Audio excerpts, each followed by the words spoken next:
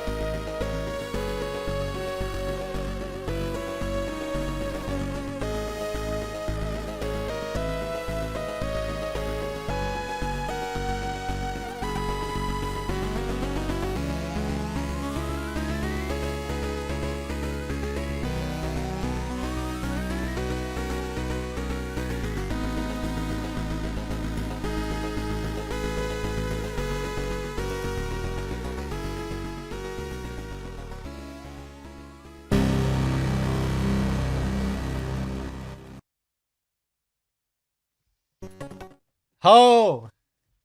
We have arrived at Metal Gear 2, and it's a fantastic intro. Already the soundtrack is better.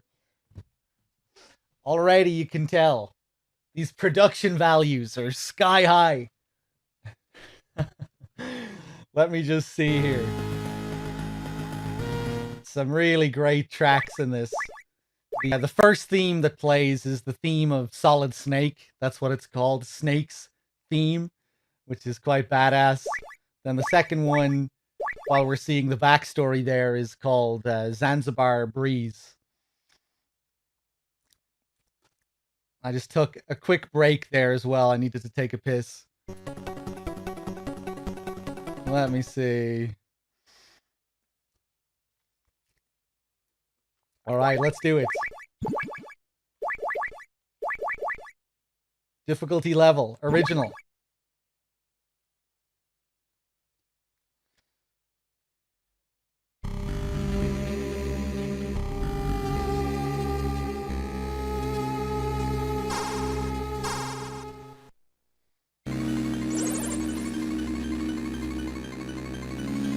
So, the first thing you might notice here are these new portraits, which are very in line with the character designs that we see later on in the series. These weren't part of the game originally. These were remade by Shinkawa for the re-release that came with Subsistence all those years ago. Originally, this game never even released in the West. Metal Gear, of course, got the NES version, but Metal Gear 2 never released in the West. Although, maybe technically it might have. But if it did, I think very few copies were released. And it would have been the Japanese version. But, yeah. And with the original version of the game, we had portraits of Mel Gibson for Snake. Sean Connery was Big Boss. It's pretty funny if you go and look up some of the original portraits for this game. They were just ripped straight from movies, just actors plastered in there. You get a picture of Sean Connery with an eye patch over his face. Einstein as Dr. Madnar. He still looks more or less the same in this. But I really love these new portraits. They look so good. Snake's one especially looks fantastic.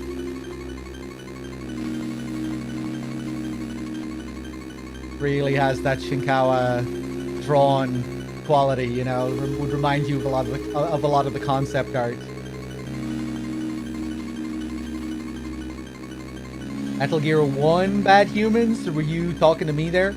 I was talking about Metal Gear 2. I thought I was reminded of someone saying something about Metal Gear 2 releasing in the West, like that, like a maybe I thought it might have been you, or maybe you were talking about some particular version of Metal Gear 1 or something, or or like legit versions of the MSX version releasing in the West.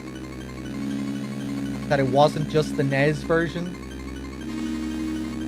Yeah, maybe no copies of Metal Gear 2 ever released in the West. Right, legit MSX versions of Metal Gear 1 released in Europe. Maybe that's what I was thinking of. Right, okay, so Metal Gear 2 just never released full stop anywhere in the West.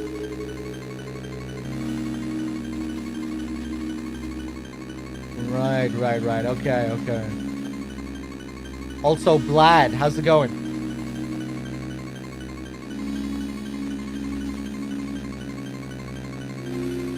These portraits are the same in Babel, but they're done here by a different pixel artist. Right. So, Shinkawa didn't work on the pixel art Bad Humans, is that right? They're just based on his designs.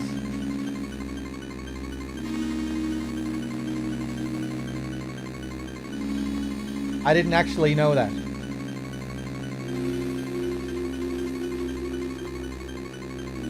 Interesting. Yeah, I knew the Babel portraits were done by Nakamura. I didn't know about Saito doing the portraits for this one. That's interesting. Cool.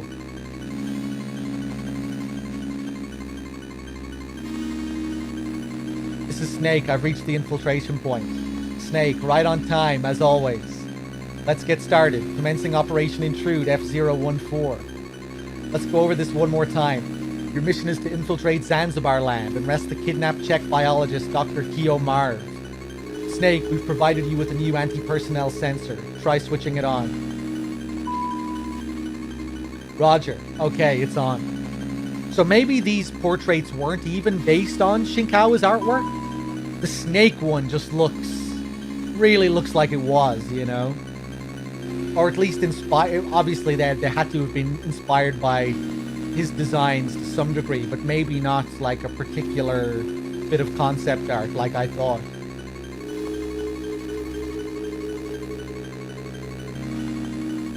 Roger, okay, it's on. The white dots on your radar are enemy soldiers. The red dot is your current position. The radar is equipped with several other types of sensors as well. They should warn you of any unseen dangers. What's the radar's effective range? Take a look at your radar display. It shows a 9-screen area centered on your position. However, it may not work in small enclosed spaces. Also, if the enemy spots you, you won't be able to use the radar.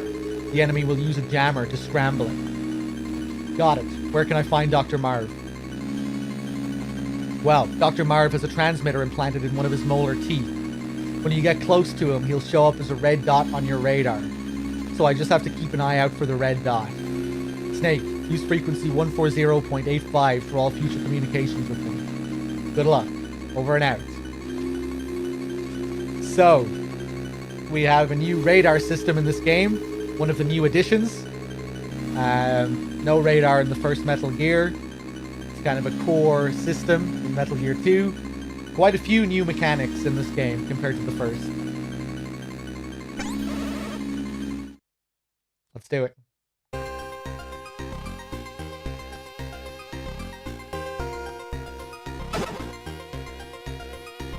We're just going to go straight up here. Grab this ration in the truck. Use crawling to sneak through gaps in the fence. Over and out. Another new mechanic. This is the first MGS game to introduce crawling. And another thing we can do is knock on the wall like that to distract the enemy. Metal Gear 2, man. It's pretty high tech. Upgraded punch stuns. Punch the dude, run through him.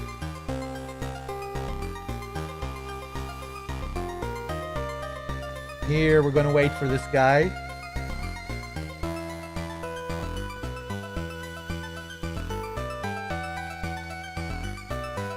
Hey, bad humans, how familiar if you're still there, how familiar are you with the Metal Gear 2 instruction manual? I was trying to download a copy of it earlier, and it seems to be pretty good for the most part, except one part of it is edited.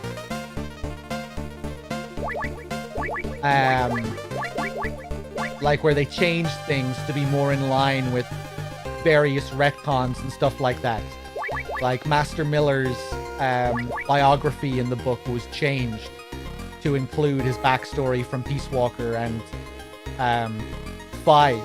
Yes, I was hoping to find a version of the manual in English without the changes. You know? An unedited version of it. Just so I could read Miller's original biography. Versetti, I'm not sure when I'll be continuing Death Stranding, but it'll be sometime soon. I'm not sure if I'm doing it going that in depth, but I will be continuing that playthrough. I did one session of it a few days ago, and yeah, I'll be getting back to it.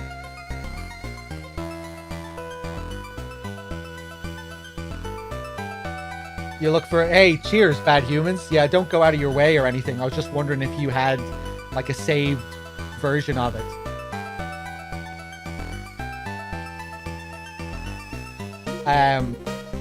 Another thing that I was wondering about was the poem that's in the instruction manual.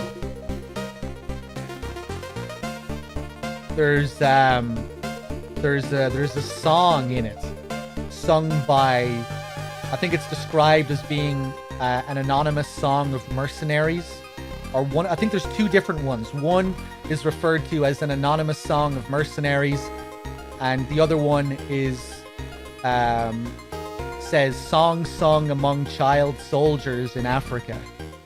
The first one is called "If I Die in the Combat Zone," and the child soldier song is called "This Is My Will." And I guess that was in the original one as well. I forgot completely about that.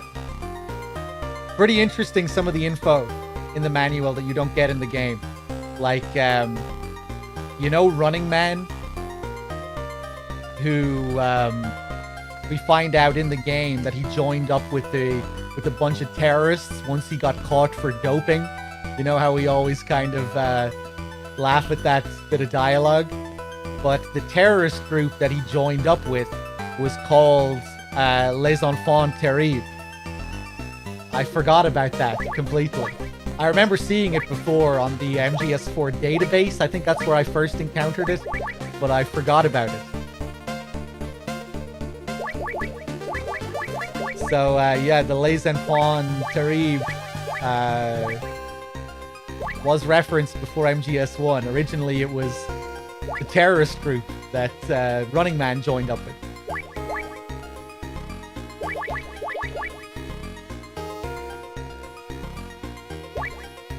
We start with cigarettes. Again, like Metal Gear 1, Surgeon General's warning. Cigarette smoking may be hazardous to your health. Rations contains beef, pork, ham, and eggs. Tuna fish, chocolate, and crackers. That's another unique thing about this game as well. There are a few different types of rations, and they all contain different ingredients. And the rations are not just for healing. You use them for various puzzles as well, which is pretty unique to this game.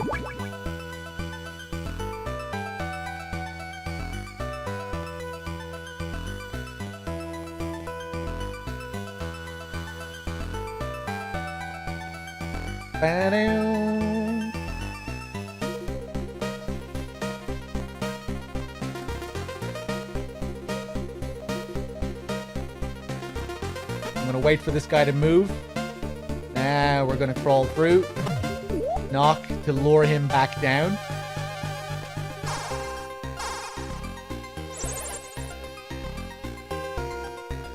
You can't sneak in through the front door. Use the vents. Over and out.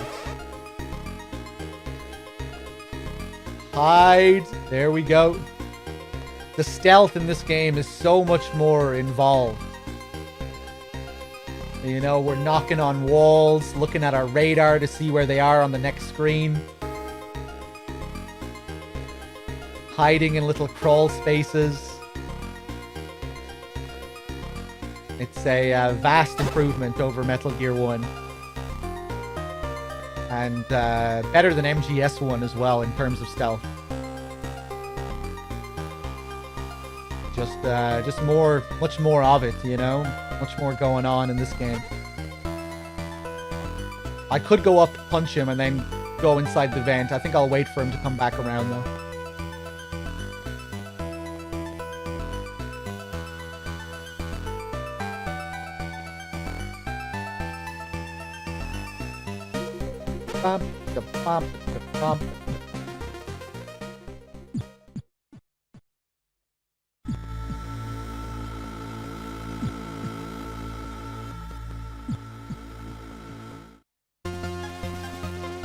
Is there a Metal Gear where the enemy does not know you're already in the facility? Well, I guess Volgin doesn't know that you're in the jungle before you arrive. And I guess it's hard to say for this game, you know, when does Big Boss find out about your presence here? I'm not sure. Probably when you get caught, when you beat the first boss or something. I don't know.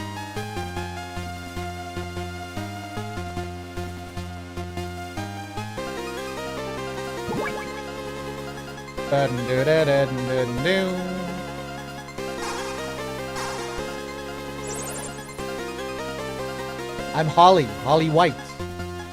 I infiltrated Zanzibar land a month ago, posing as a journalist. So I know pretty much how things work around here. I'll help you any way I can. My frequency is 140.15. Call me. Later. So Holly has Meryl's save frequency. 140.15.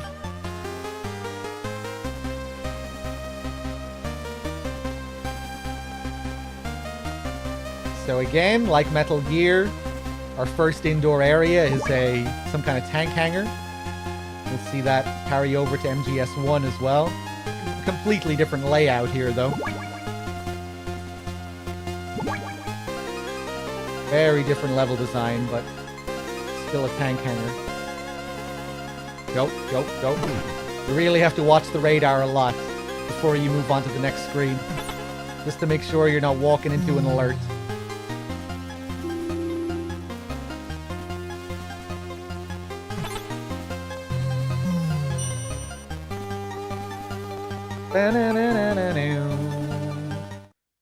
Now here, I'm just going to run real quick over to this room, grab the card, and get out before that guy sees me. Floor here that makes noise. That's another new little mechanic they added. Have to crawl on it if you don't want to get spotted.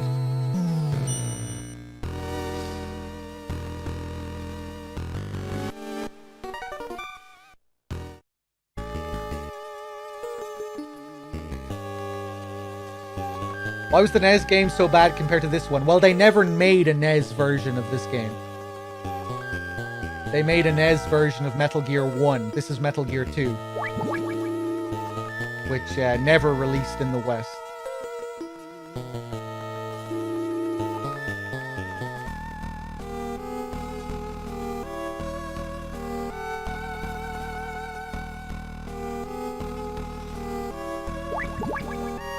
Oh, I knew I shouldn't have risked that.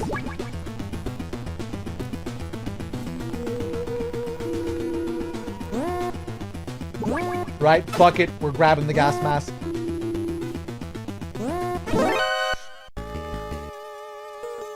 Oh, and the alert gets cancelled when we come back out. Okay. Didn't it with the HD collection? Well, yeah, I'm talking about on... I'm talking originally, back in the day, when the original versions of the game came out. We didn't get to play this game in the West until Subsistence, the re-release of MGS3.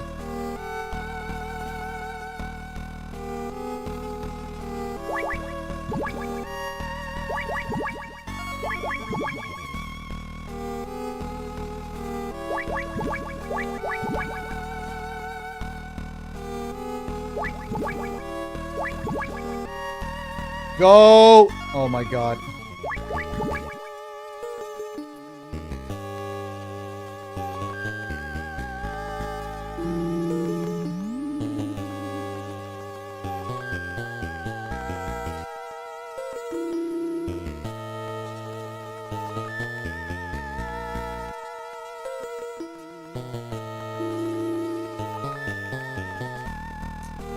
Hey, DB, we should,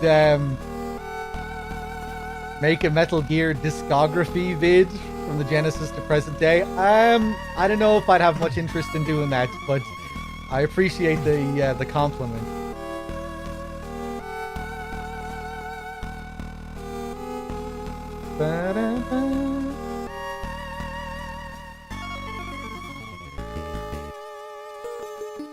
I'm just looking at the radar, waiting for this guy to move. There we go. Now we can safely... I love the enemy designs, those masks.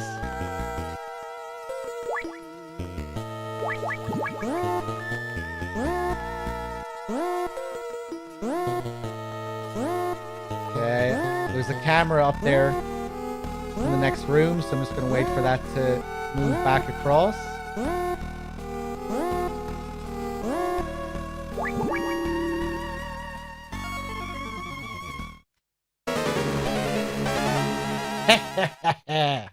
Foolish Foxhound. Dr. Marv isn't here. Figures that Foxhound would use such a cheap transmitter. You guys are really behind the times. Oh my god, he's transforming. I am Black Ninja, a former member of NASA's Extraterrestrial Environment Special Forces Unit. Now let's see just how strong the world's most advanced Black Ops unit really is. Show me what you've got, Foxhound.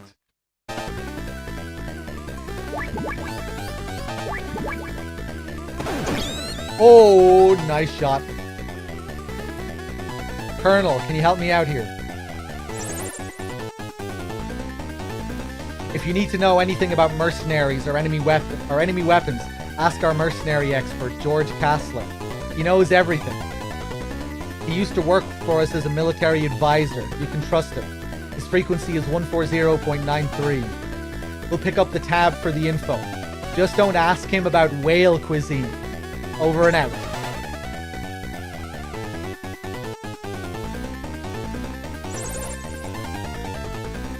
Black Ninja. Nobody ever heard of him until 2 years ago. His past is a total mystery. Some kind of high-tech ninja from NASA's Extraterrestrial Environment team.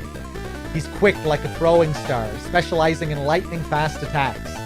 Keep in mind, he's not a seasoned pro like us. He's one of them right stuff types, an astronaut. But that actually makes him tough to take down. With a pro, you know pretty much what he's going to do, but with an amateur, who the hell knows? For now, just wait and see what he can do. That's what you're good at. I'm counting on you, cowboy. Over and out. I don't know what the deal is with the whale cuisine line.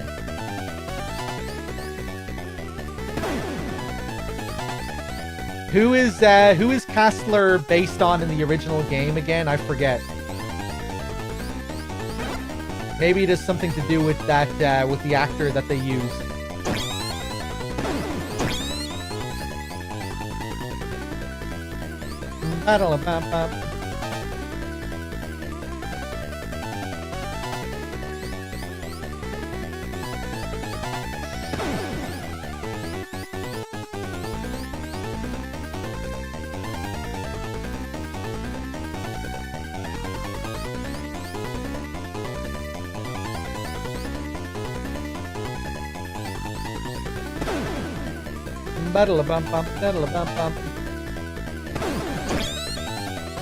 Just being real careful here. Try not to take any hits.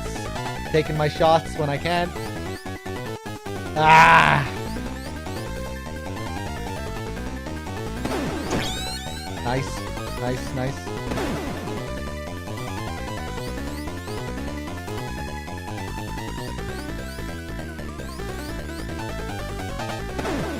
Oh, how did that not hit? Nice, there's one.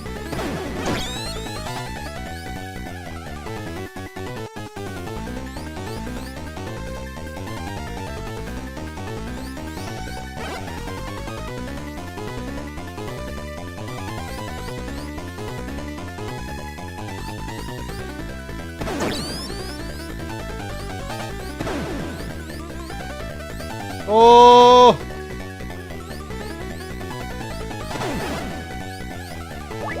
I don't want to take a ration.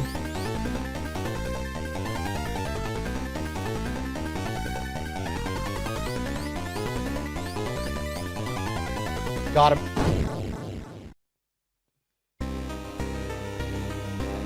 Snake. Who are you?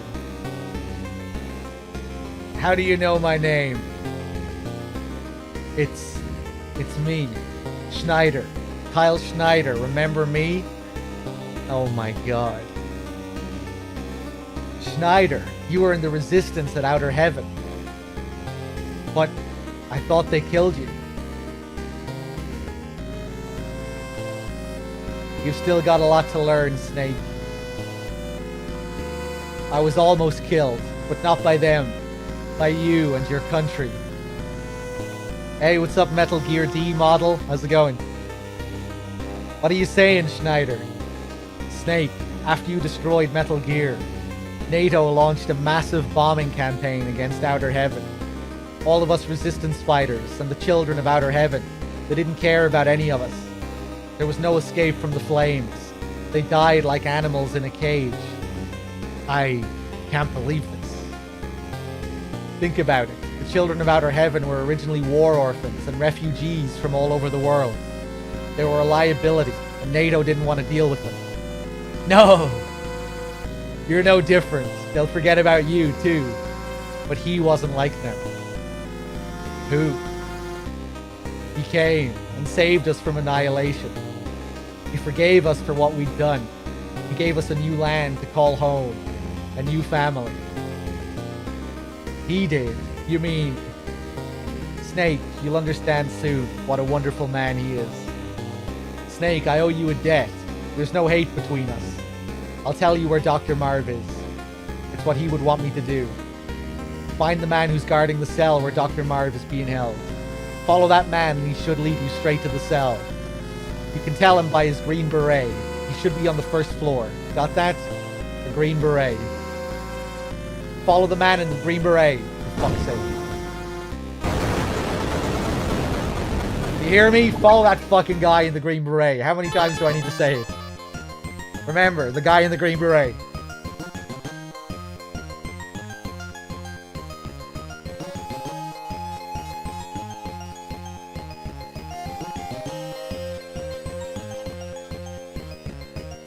Yeah, we're told that it's self-destructing at the end of Metal Gear. But, I guess they retcon it. I mean, maybe you could still say, because when you see it explode at the end of Metal Gear, it does look like a nuclear explosion. Like the big cloud, you know?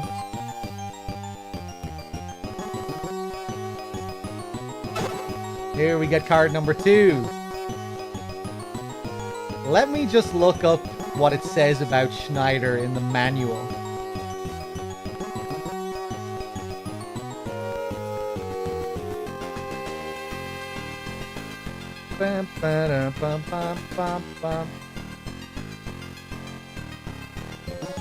Black Ninja, one of many high-tech ninjas who had stretched their humanity to the limit with drugs and encased themselves within flex armors.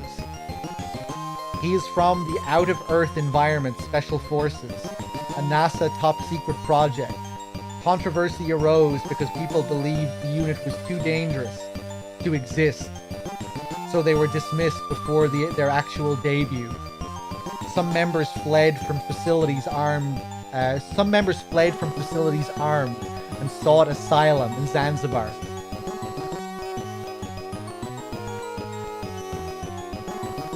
Schneider kept busy, man. Between 95 and 99.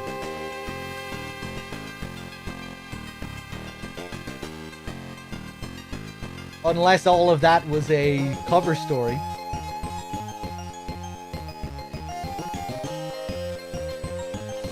Two explosions, masked cover-up, Admiral. That's kind of how I like to look at it.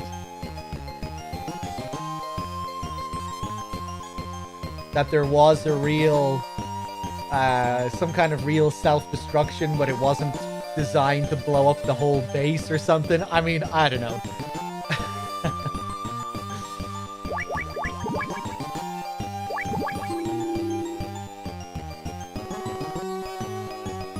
Kind of a historic scene, though, here with Black Ninja. It's the very first scene in the series that really gives character to Big Boss, you know?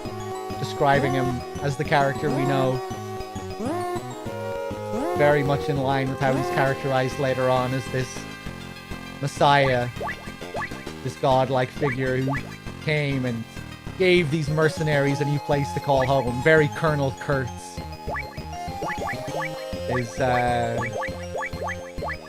I'd imagine that was an inspiration for Big Boss anyway. I'm not sure if Kojima ever commented on it, but he really feels like a sort of Kurtz-esque character in this.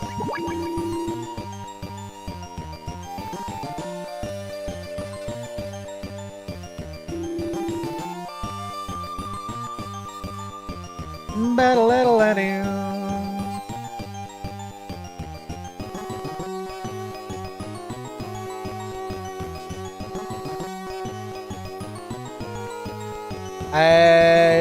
User, what are you talking about here? Contracts?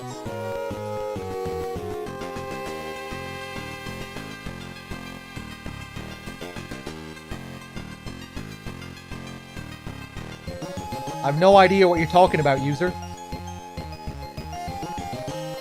Let me just look at the description of Big Boss as well. And I'm just looking at the manual again. The man responsible for Operation Intrude F-014. He called Snake back to duty for this operation. After holding high rank in the US Marine Corps, 5th Marine Legion, and the Green Beret Squad, he helped create Foxhound and became Vice Commander. His strategic planning ability was clearly evident after Big Boss was gone. Campbell built up the already high-tech Special Force team by utilizing recon satellite orbits and other implementations, creating a completely new Campbell way Foxhound. One of the few members of Foxhound that remember the creation of the unit.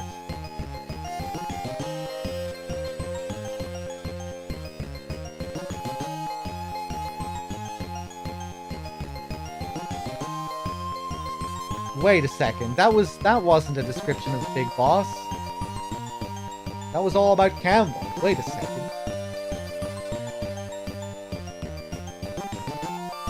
Here we go. Here's Big Boss, an American who participated in LRRP, Long Range Reconnaissance Patrol, in Vietnam, SOG, and the Green Berets. He became well known after assassinating the legendary soldier, the Boss. Wait, no, this was edited. Fuck, man. I really need to get my hands on an unedited version of this manual. Most of it seems to be in line with the original manual, but they changed it to, you know, to add. I guess it's kind of cool, but at the same time, I would like to read the original manual. Because all this stuff with the Boss obviously wasn't written back then. What does it say about Snake? A former Foxhound squad member. He is part Japanese, part American, with an IQ of 160. Something tells me this isn't in the original manual either. He knows 6 languages. Well trained in high altitude skydiving, scuba diving, and free climbing. I highly doubt all this is in. This all feels like MGS1 stuff, you know? Able to sneak anywhere and under any circumstances. He is a man who can make the impossible possible. After Operation Intrude N313, he retired, but he was later scouted by the CIA. He served as a deep cover agent there, but opposed its system and left after 6 months. Yeah. Yeah, I need to get my hands on an unedited version. If there was a Metal Gear 2 English Konami site, there should be bios, yeah. You better let it do.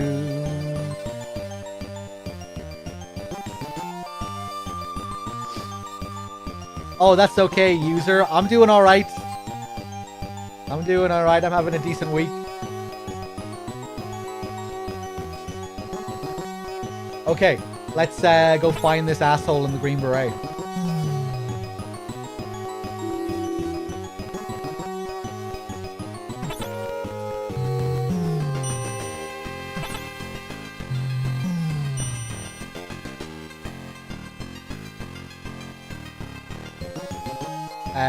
Let's wait for this guy to come in. Wait for this guy on the radar to move over to the right. Yeah, do your thing. There we go.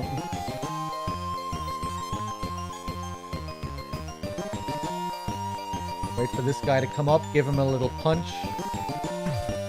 Oh, God! That was close.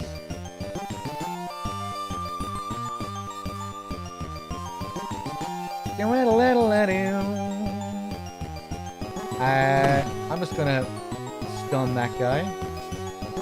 The punch stuns in this game are so good. You punch them, they stay stunned for a long time. There we go. Don't come down here. Turn around. Turn around.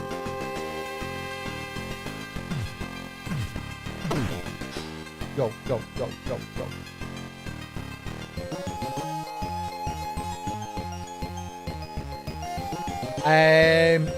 If you could post them in Discord, that'd be great, bad humans. I need to wait for this guy up above to turn. There we go. Here's the guy in the green beret. We're gonna wait for him over here.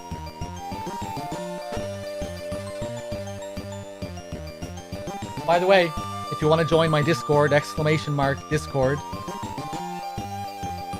If you just want to keep up with, if you want to get alerts for the streams, or just talk about Metal Gear, talk about other games. We have a few different channels set up for various topics. Bum, bum.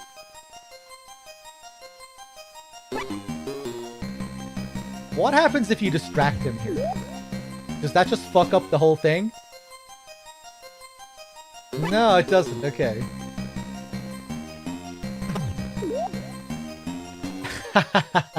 Does he only turn around? He never comes to investigate?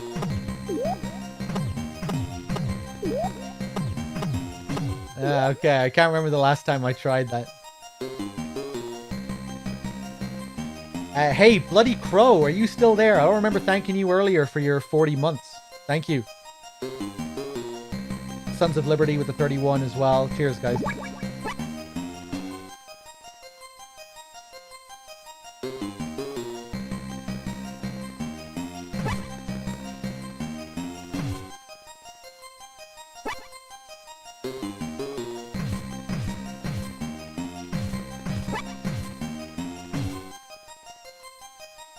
We're just gonna wait.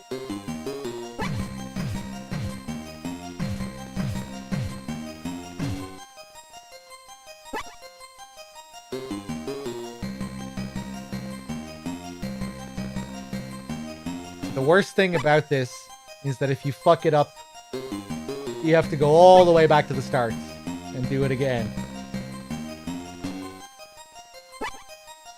One mistake that's easy to make is following him, not being fast enough, following him through to the next area. If you're too slow, he'll just be gone.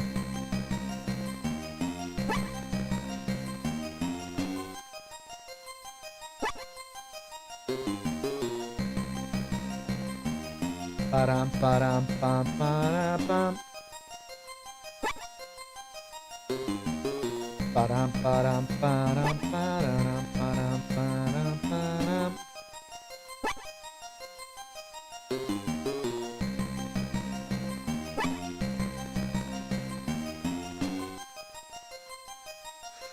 Quick, quick, quick, quick, quick, quick, quick.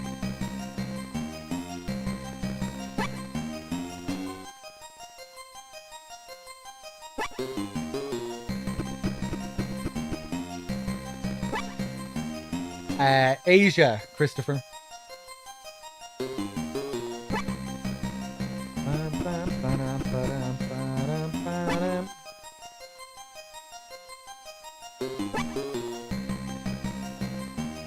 Cheers, bad humans. Oh my god, go, quick, quick, quick. That was close. If he turned there before I moved onto the screen, that would be it.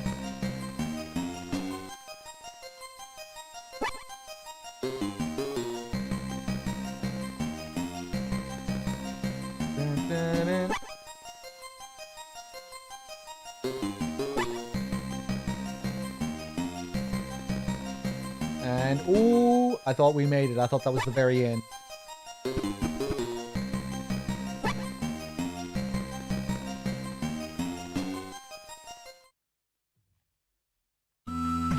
Give him a little punch. And there we go.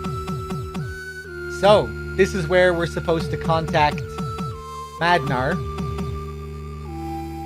We have to decipher this tap code. And this was another thing that was in the manual.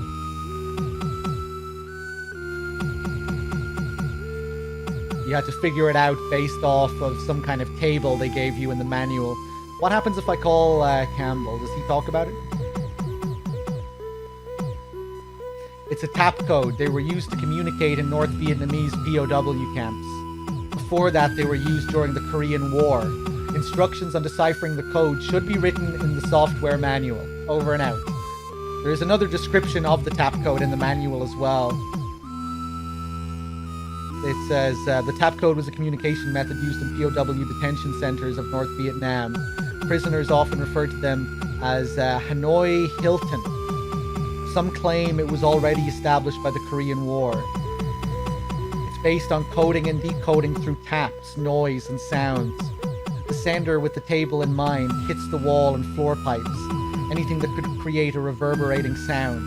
The receiver decodes according to the same table. In this way, prisoners could exchange information without speaking to each other. Specify the rows first. Hit once for first row, hit twice for second, and after several moments, send the column information through your hits.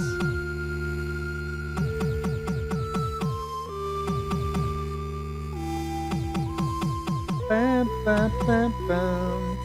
8-2. There we go.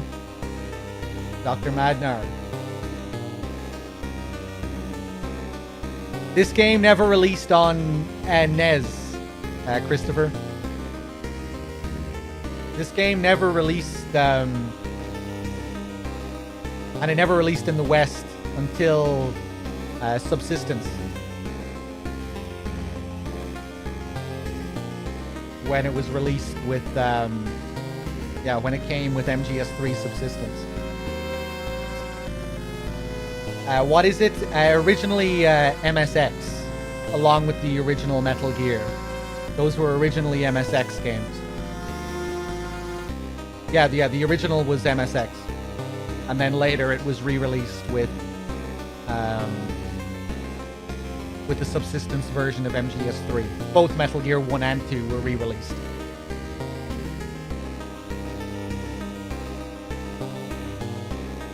I see you figured out my code. Where's Dr. Marv? It's been a while, eh, Solid Snake? Dr. Drago Petrovich Madnar, how did you? Marv and I knew each other from the Prague Academy. We didn't speak each other's language, but we were scientific comrades after a fashion. I was captured along with Marv while we were in America. Where is Dr. Marv? He was moved from here to the tower building a few days ago. It's a tall building a few kilometers north of here. Damn it, I'm late again, so Marv's in the tower building. Snake, can you guess why they've left me alive? They must need you for something, and that means, yes, Metal Gear. Snake, it's here, in Zanzibar land. They've already completed a new Metal Gear. The one you destroyed 3 years ago was only a prototype. The new improved Metal Gear is many, many times more powerful. They're also working on a light version for mass production. Then it was Metal Gear that attacked the nuke disposal sites. Precisely, Metal Gear is a nuclear-equipped walking tank. Its true power is unleashed only when it is armed with nuclear weapons. Zanzibar land now is the only nukes in the world, and now they have their sights set on Oilix, a miracle energy source. Snake, now that you know all this, perhaps you can guess who's behind it? Big Boss? The very same. With Metal Gear and Oilix, he plots to rule the world! We cannot let the secrets of Oilix fall into his hands. Science is not meant to be used only for killing. Marv's will is strong, but his heart is weak. We must hurry. I don't know how long he can withstand their torture. If they use drugs on him, he won't last long. Marv and I were both carrying microtransmitters inside our bodies. They were given to us by a female agent from STB. You could get in touch with her if you knew her frequency. Adnar, what are you gonna do? The wall separating us is made of Chobham armor plates. You can't blast your way through it. Just leave me and go rescue Marv, Snake. Alright, I'll come back for you later. Snake. My daughter Ellen is a fan of yours. She's not married yet, and I'm afraid Oh, and I have a zoologist friend, Johan Jacobson, who lives around here. You can reach him on frequency 140.40. He'll tell you anything you need to know about animals. Don't worry, I'll make sure you get home in time for your daughter's wedding. Thank you, Snake.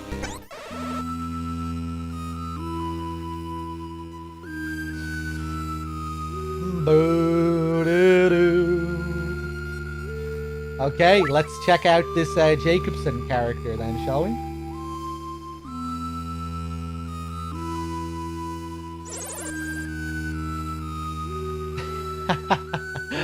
Why does Foxhound use animals for code names anyway? Who came up with the idea that animals are so warlike? People, that's who. I just don't get it. Over and out. No hello. No friendly greeting, just straight into the philosophizing.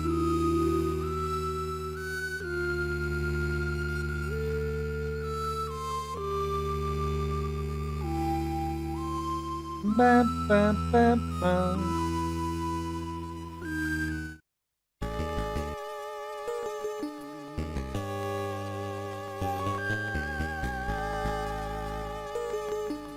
I think that's the only time in the series that they address that, actually.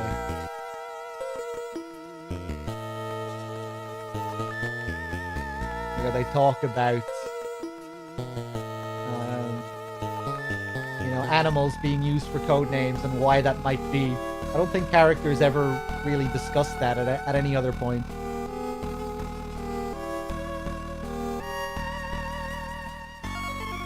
Okay, where am I going next? Over here. Let's call Campbell a few more times just to see what info we get. If you need to know anything about mercenaries, yeah, Kastler.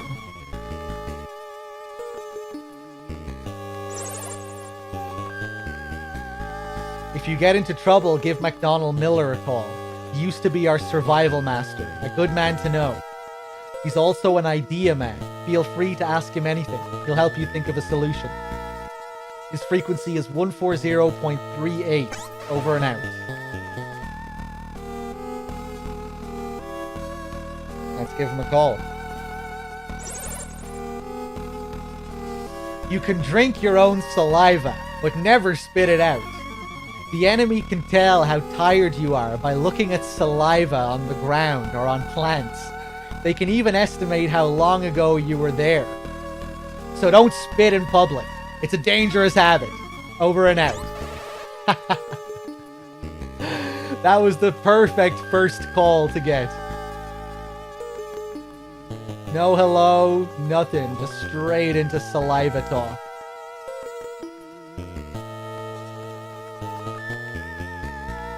And here's a kid playing by the swamp. They told us this is a bottomless swamp and it's too dangerous to get close, but I saw a big truck driving through here. You believe me, right? Well, this is just very unnerving. This kid playing here right beside the swamp, right at the edge here.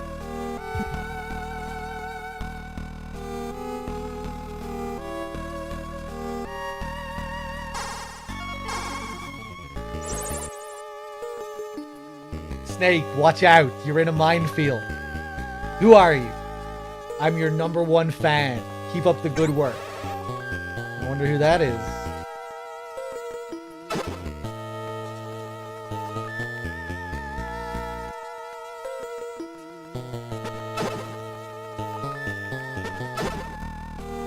Alright, so here we are going to collect mines.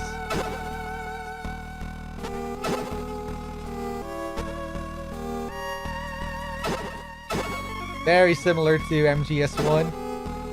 Getting a call from a mysterious figure right at the beginning of this minefield.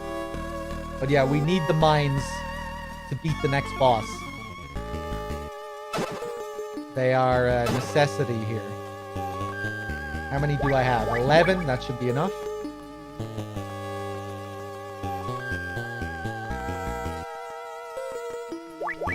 Miller, anything else? You just crawl and it picks them up? Yeah, just like MGS1, MGS2. That's how it works. Again with the saliva. Anything else?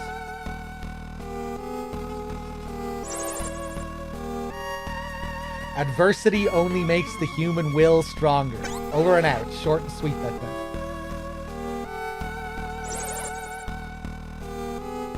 Loneliness is something that seeps into the cracks in your heart. Boredom is what causes those cracks to appear. Over and out. Oh, Miller.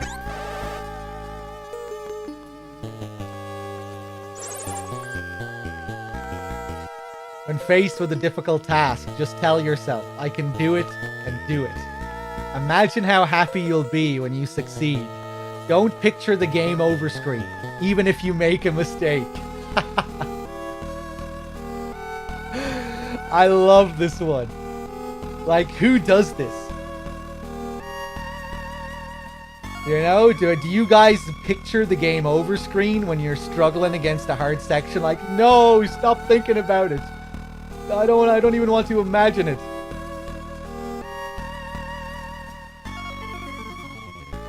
You know, you're fighting a boss.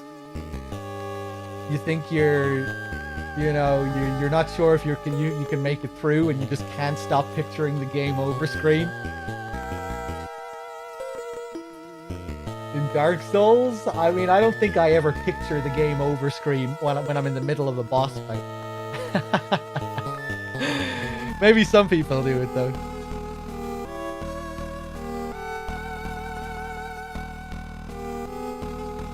Keep your spirits high and use the power of positive thinking. Over and out. No, the game over screens.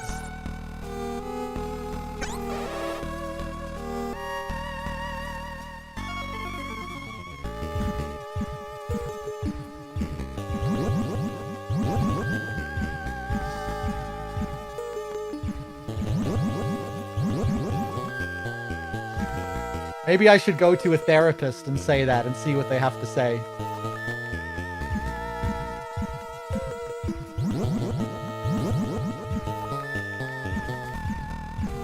Tell them that it's, you know, I'm a professional Metal Gear player, but I keep having this problem where I'm picturing the game over screen every time I fight a boss.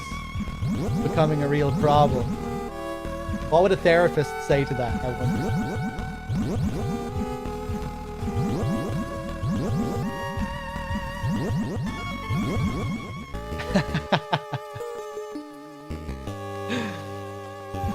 Heavy medication.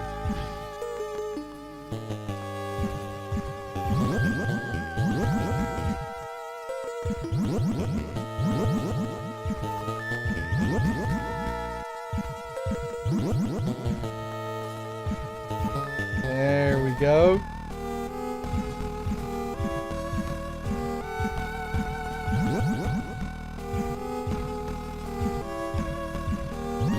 Do you think Kojima has a therapist? Probably not. I don't know. How common is it for Japanese people to see therapists?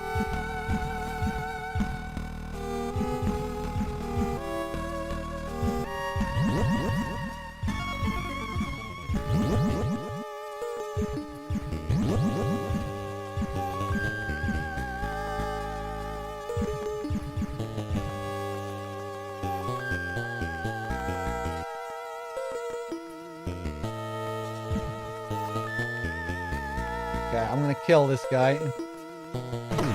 Boom, boom.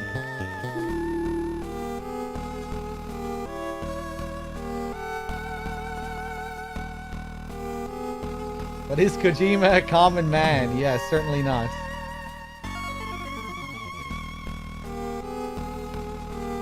Pretty common, you think? I only think of therapy being really common in the US, but maybe it's common in other countries.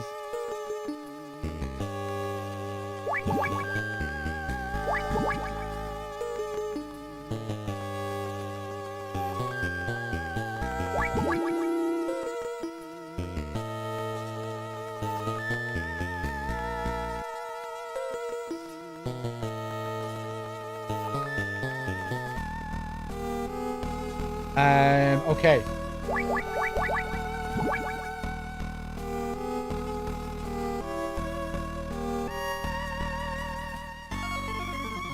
There's a stigma against seeking help for mental illness in Japan, yeah.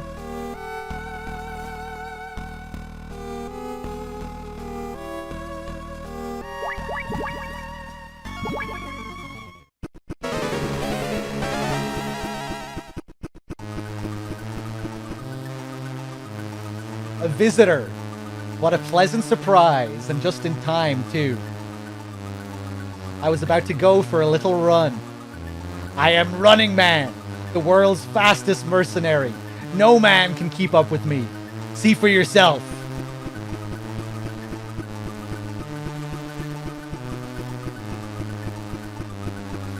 I was gonna say that, Rawbang. I mean, there's a stigma everywhere to a certain degree, but I guess in Japan it's even, you know, there's quite a stigma. I really wouldn't know though.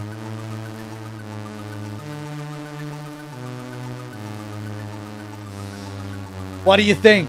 Pretty fast, eh? But I'm just getting warmed up. Hear that sound? That's nerve gas. Defeat me before the gas gets to you and you might survive. The really funny thing about that is that for the majority of his run there, we can't even see him. We have to watch his little pixel on the radar. Defeat me before the gas gets to you and you might survive. The clock is ticking. Let the race begin!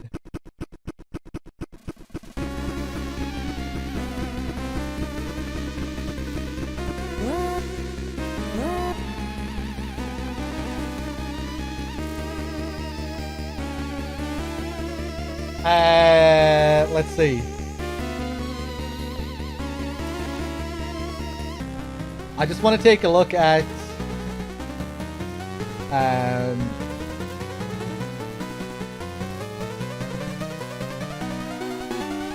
the description for this food.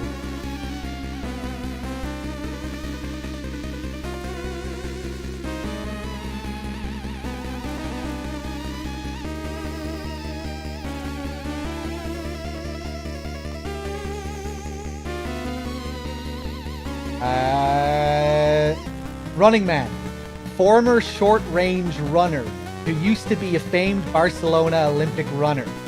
Drugs ruined his life as an athlete, so he became a mercenary. Later, he joined European terrorists. In France, he once served as a sub-leader of an extremist terrorist group called Les Enfants Terribles, the Terrible Children. Within SEK, German Domestic Anti-Terrorism Special Forces, he is feared as Running Man.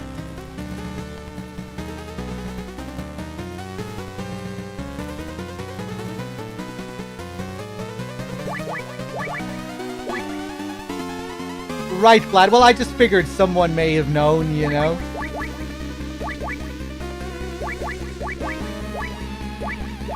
I wasn't taking what people were saying as gospel, but I thought some people might be knowledgeable about that aspect of Japanese culture. I don't know.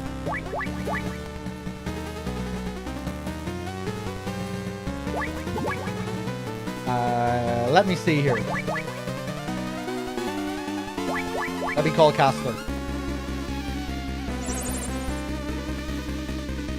Running Man. He was a sprinter at the Barcelona Olympics. Ran the 100-meter dash in 9.69 seconds. Then he got busted for doping and joined up with a terrorist outfit in Europe. That escalated. There's no way you're going to keep up with him. It's like a snake trying to catch a cheetah. You're going to have to set a trap and catch him. Plant a trap in his path and you might have a chance. Of course, that is if you can do it before the gas gets there. The trick here is to use the speed against him. Over and out. Mr. Man, thank you very much for the 7 months. Cheers. But yeah, it might be something to ask Dave next time he's here.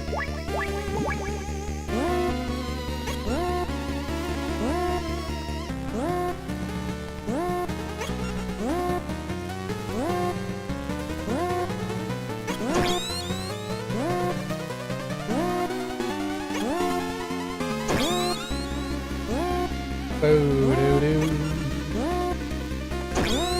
So the trick here is to plant mines along his path. Force him to walk into the mines. He runs along the same path every time.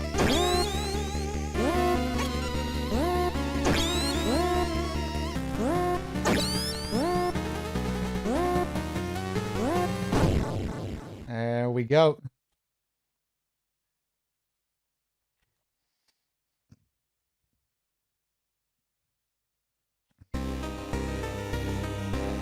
You used my speed against me. What's your name? Snake. James Snake. Snake. The cheetah has lost to a snake. How could this happen? Guess you weren't fast enough.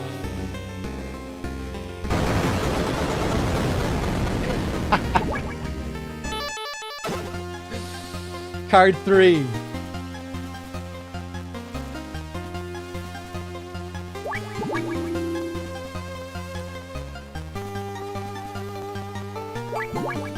Yeah, he had no response for that one-liner, so he just had to give up.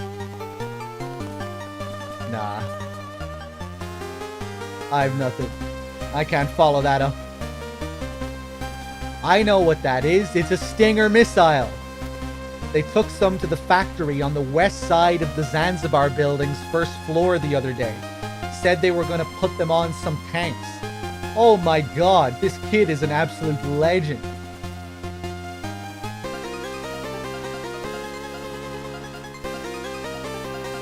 Well, cheers, man. Now I know where to get some stingers. I hate people who use guns. Fucking typical girl.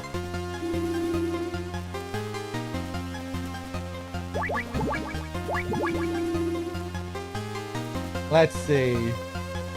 We need to get out of this swamp.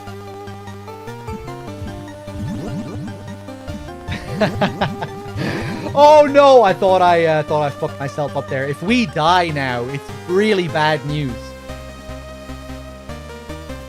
We'll have to start from the beginning of the swamp and come back and fight Running Man again and do all this again. So you really don't want to die coming out of this place. It's not nice at all. So let me focus. Snake, where are we going? There we go. Up there, across here.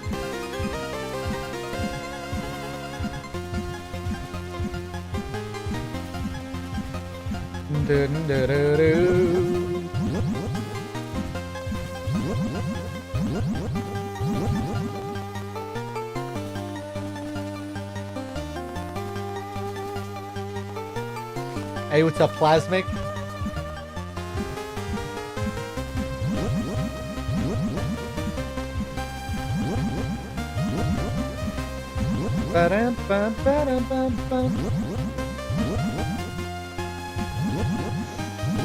Oh, Jesus Christ. Oh, no. I thought I fucked it up. There we go. There we go. There we go. Now we're on to something here.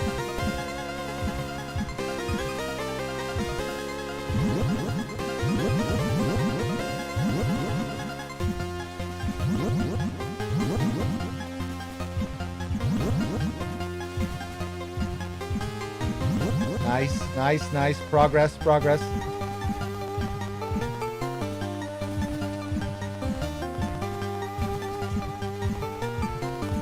Oh, okay, we did it.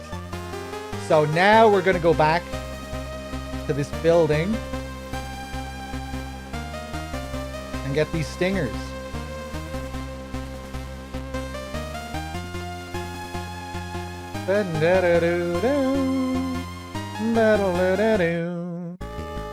So is there any way to read the path in the swamp? No, I don't think so, really. I mean, it's the same path every time, so you can memorize it to a certain degree. And you will get long stretches of land that you can walk on every now and then. But yeah, you just kind of have to feel your way through it. And if you land in the swamp, you just have to retrace your steps perfectly. Don't go moving around like crazy. Just make sure you go back the way you came to get back on the land.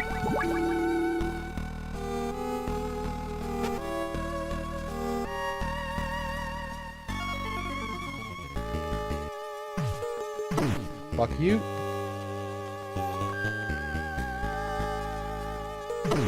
Fuck you. Give me the stinger. Still stunned when I come back out.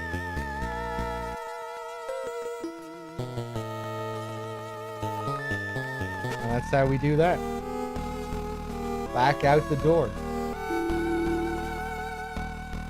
Stingers are just missiles in this game. I'm not sure what you mean. Oh, no, we fire the, we still fire it out of the launcher. We don't see the launcher, but, yeah, the way stingers work in this are quite unique. You'll see soon.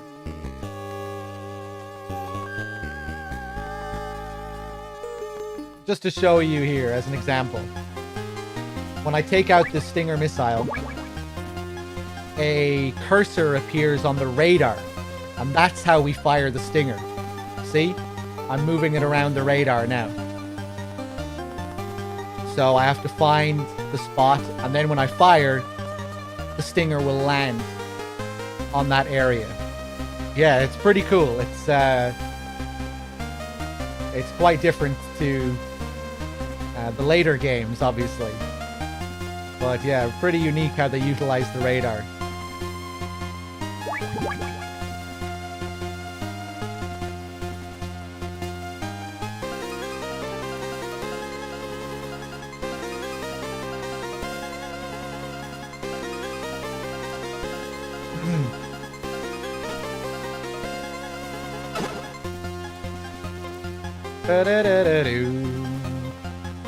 So now we're passing through the minefield again. Oh god, go, go, go, go, go! That's singing sand, imported all the way from Okinawa, Japan. It squeaks when you walk on it. The sound will give your position away, so be careful. See ya. Big Boss has truly lost his mind. Importing sand from Japan to help catch trespassers. Go, go, go, go. If we crawl, we're fine. Oh, Jesus Christ.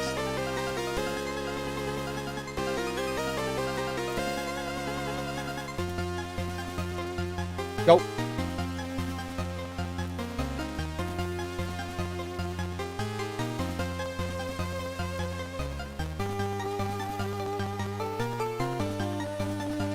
Turn around. Beautiful.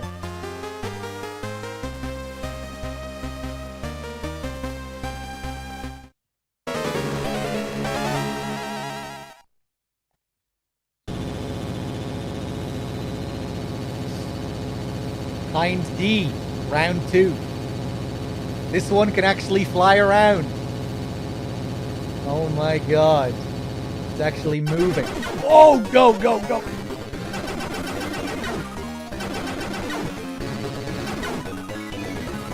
So, if the hind hits us, it deals a shitload of damage. 2 hits and we're dead, I think. Unless we use a ration.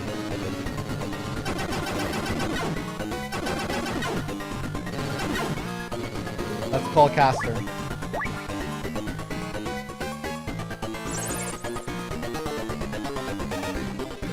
Hind D. Just hearing that name makes my knees go all wobbly. Weight capacity, 12,000 kg. Top speed, 250 kilometers per hour. Top altitude, 4,500 meters. It's armed with missiles and a Vulcan cannon and protected by titanium armor. A real beast of a chopper. You don't stand a snowball's chance in hell if it starts strafing you from above. They used to say that if you saw a Hind D coming at you, you might as well say your prayers. But With Stinger missiles, even the odds a little bit. With Stingers, you can knock that buzzard out of the sky. Over and out. So, the key here is to aim ahead of its path with the Stinger on the radar. And it doesn't take too many shots to take it down. Just have to be very careful. Now we can crawl out. Get our Stinger ready. Oh, I need to stand up. There we go. There's one. I'll just take that for now.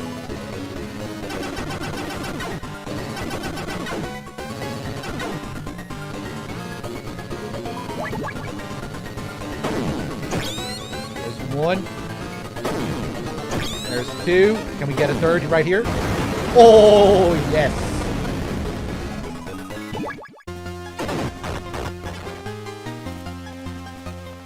That's how we take down the Hind.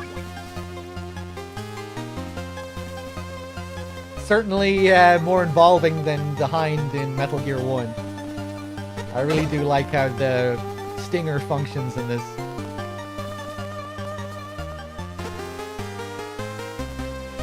Let me check the manual as well. What does the manual say about the Hind?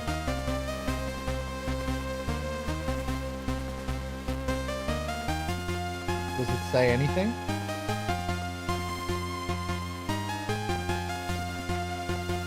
Mechanics of Metal Gear.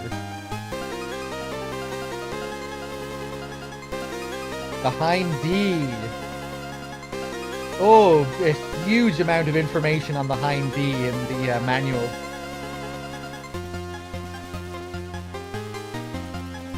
Zanzibar's main attack-only gunship, a Russian-armed assault helicopter, along with the similar MIR-MI families like HIP, or Haze, and Hound. Some of the strongest gunships are the Hind series, including MIR Mi-24. This was also used in Outer Heaven. Hind D is the most important helicopter in the Warsaw Treaty armies, and in contrast is feared most by Western land forces. Speaking of its origin, the Hind D is an upgraded Hind A with reinforced arms and a 4-barrel electric Gatling gun equipped to its nose, so it can take part in both anti-surface and air-to-air attacks. The Hind D Zanzibar land uses are modified from the originals to increase ability and firepower. Upon modifications, the opinions of seasoned veterans were applied and adjustments were made by many weapon strategists and scientists. For example, even the most fatal manipulated attacks against the rotor from the surface from gunships was taken care of, and it cannot be shot down with small firearms. It's equipped with a 57mm rocket pod, AT-2 Swatter anti-tank missiles, and even AT-6 Spiral anti-tank missiles. Or wait, and even AT-6 Spiral... Wait, hold on. It is equipped with a 57mm rocket pod, AT-2 Swatter anti-tank missiles, and even AT-6 Spiral anti-tank missiles, Stinger anti-air missiles, and Sagat anti-tank missiles can be equipped. 132 rounds of rockets are supplied to the Hinds at all times, and it can switch between anti-air and anti-surface at any time depending on circumstances.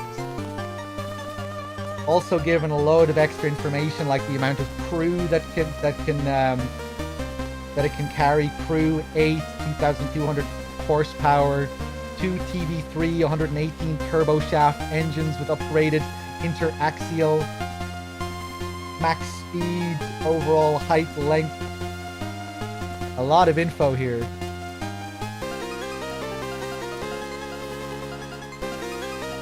Cool. Tiger knee. Yeah, I think it said Sagat.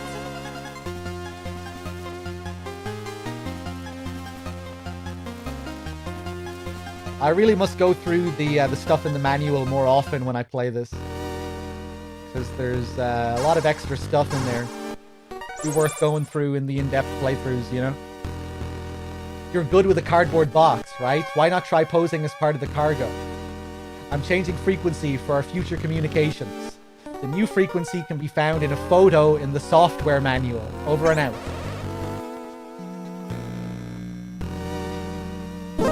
Oh, suck my balls!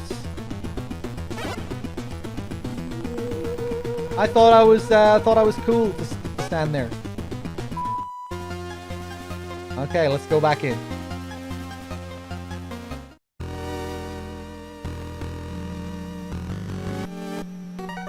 Right, we want to get a cardboard box inside that truck and then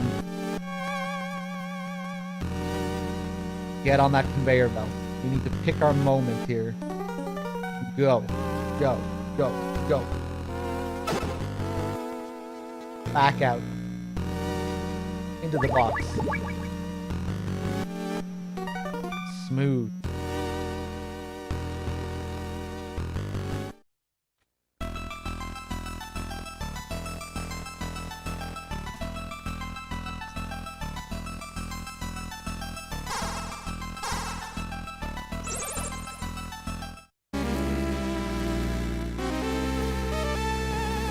I believe so, Christopher, yeah.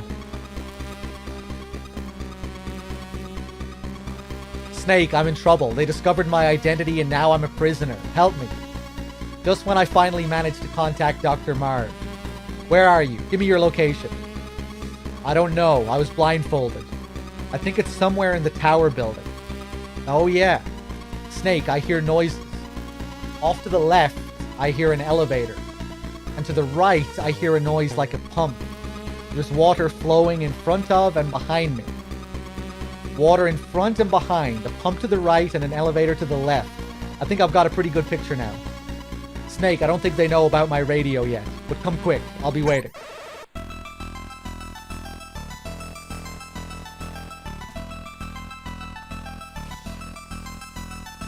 Including anti-pirate shit in the manual became an ongoing annoying tradition in PC gaming for years and years. Some games had code wheels and shit you'd have to input every half an hour or so. Oh really? I don't think I ever played a game that had something like that.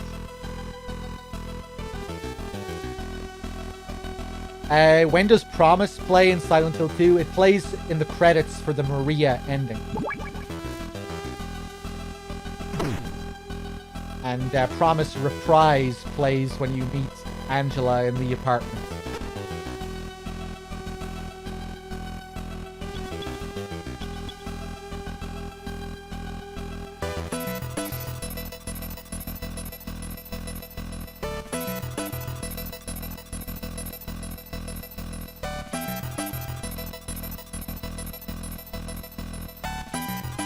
This track, another banger. Okay, I'm gonna punch you.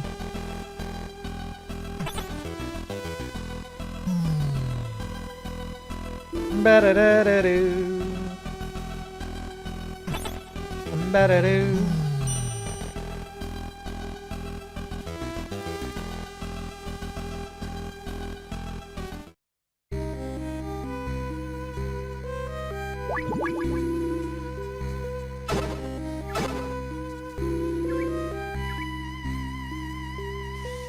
Are you friends with the blonde lady, mister? Another hint that we're in the right area.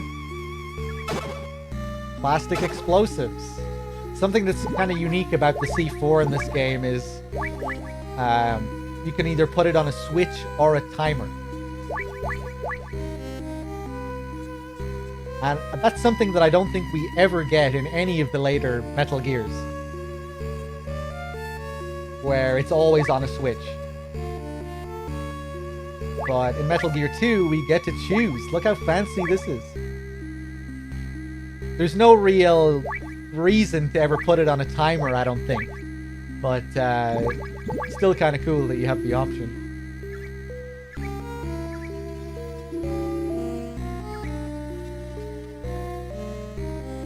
Kind of eerie, these huge rooms. Looks very isolating with the small child. The one-eyed man told us to tell him if we saw a man wearing green clothes. The blonde lady says he isn't here.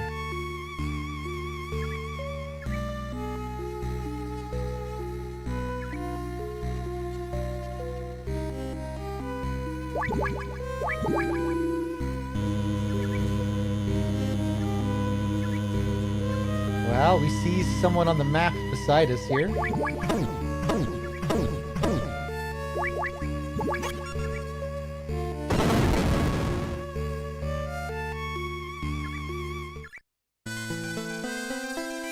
Thanks, Snake. You saved me. What's wrong? I didn't think you'd be this pretty. What, you thought I'd be ugly? I should have met up with you sooner.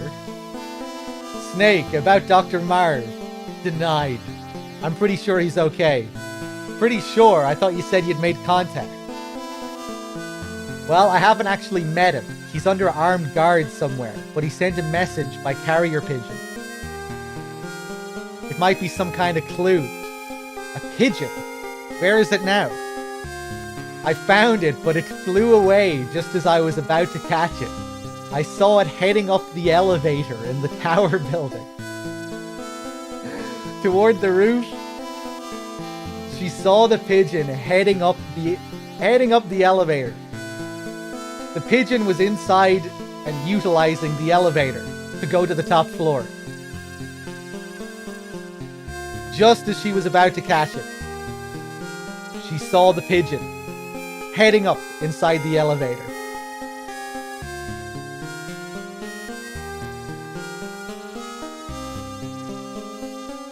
You know, what happened there? The pigeon flew in, started pecking on the buttons. Holly was chasing after it, but the pigeon was just too quick, too smart. The bad guys are looking for it too. We have to find it before they do. It's our only clue to Dr. Marv's whereabouts. A pigeon hunt. What are you gonna do? I'd only get in your way. I want to gather a little more info. I'm starting to like this place less and less. And then this happens. If this keeps up, I'm really gonna let him have it. I see you still got spirit. Just don't do anything crazy. The enemy might be listening in, so let's change our frequency to 140.76. Okay, Snake? Oh, and I made a copy of my IC card. It's card 4. Here, take it. See you later, Snake. Take care of yourself.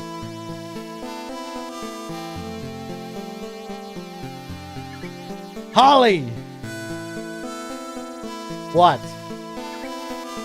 That's the kind of thing you'd say to your boyfriend when you kiss him goodbye.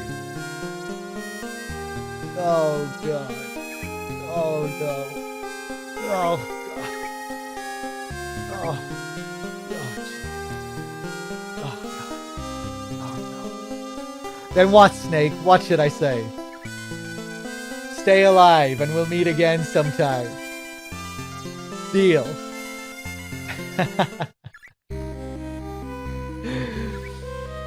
All she said was, I'll see you around, Snake. Take care of yourself. Holly! That's the kind of thing you'd say to your boyfriend before you kiss him goodbye.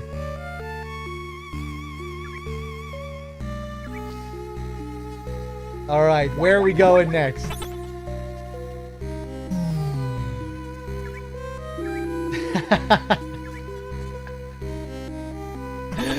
Snake is a loser.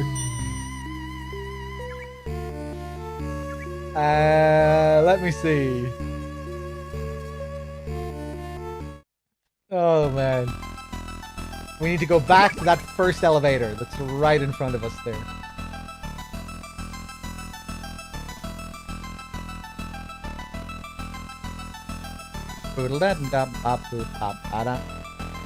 Yeah, Snake really upped his game between 1999 and 2005.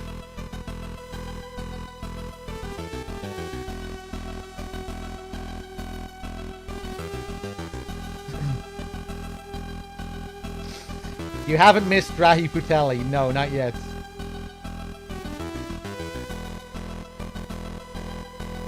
You better suck my balls. Suck them now. Suck my big balls. That was out of time. I mean, it's probably out of time anyway, given the delay on the mic. It's like half a second delay, I think.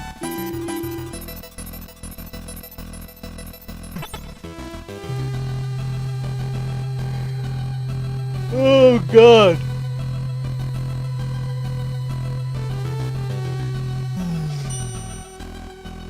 Suck my balls.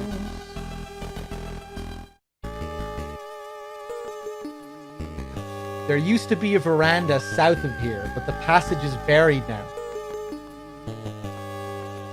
I love how the kids are always giving you great advice.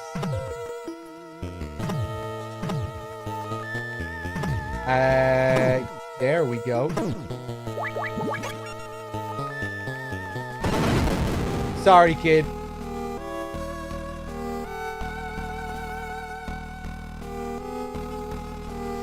So, yeah, you can murder the children in this game, but you take a little bit of damage when you do. Well, actually, a decent chunk of damage. South of here, I found a bunch of things that look like green pineapples.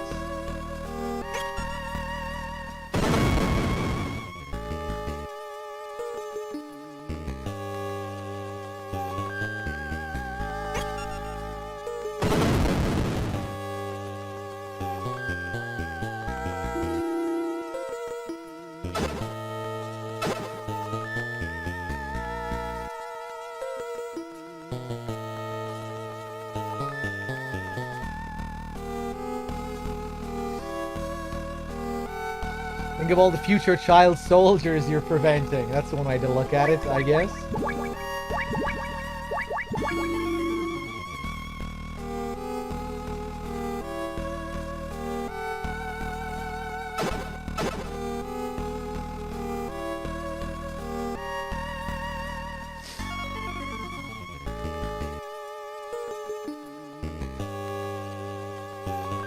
That was interesting reading Kojima's post on Twitter a few days ago for the MGS2 anniversary.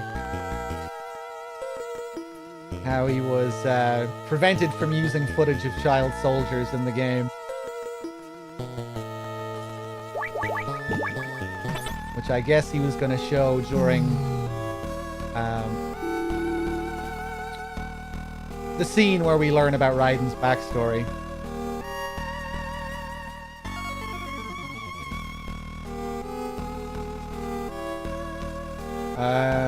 Okay, we have our green pineapples. That's what we came here for. Now we can go back.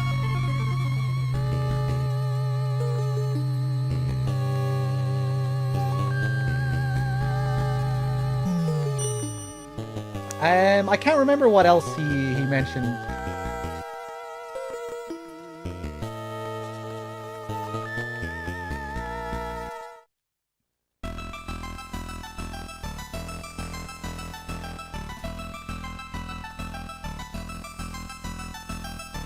Okay, give him a quick punch.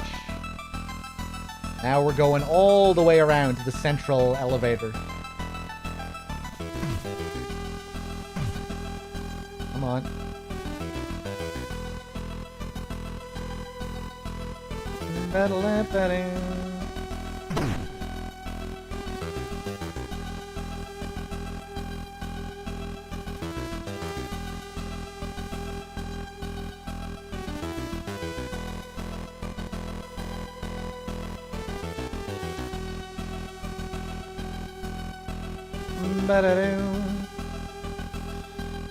I need a certain ration type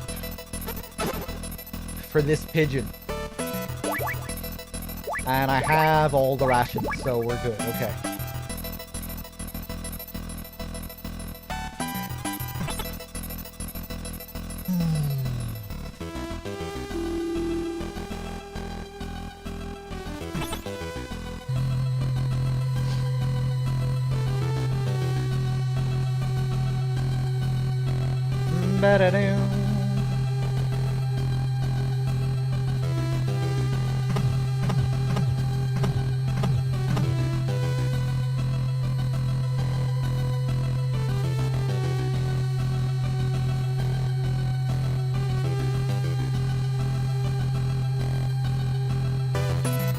Oh my god.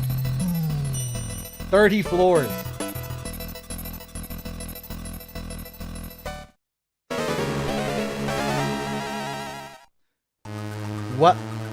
What is this? A booby trap?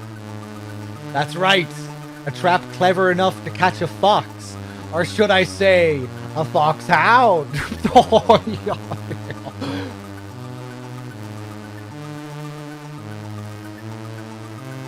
Come on, man. What kind of joke is this? You're moving like a crab up in the ceiling.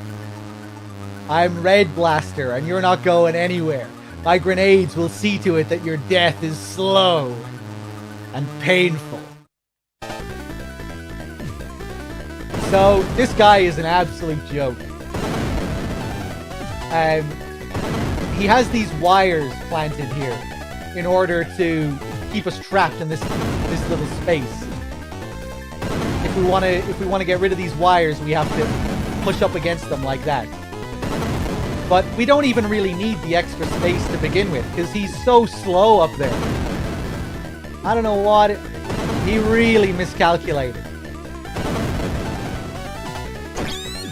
Like, I'm way more mobile down here, Mr. Red Blaster. Let me just check what it says about this guy in the manual before we get Castler's information. Red Blaster, an elite assassin who achieved a special ops degree in Rumumba University of the USSR. He had a career in Spetsnaz afterwards. He favors detonating operations using explosives and is also a master at throwing grenades. That's all we get.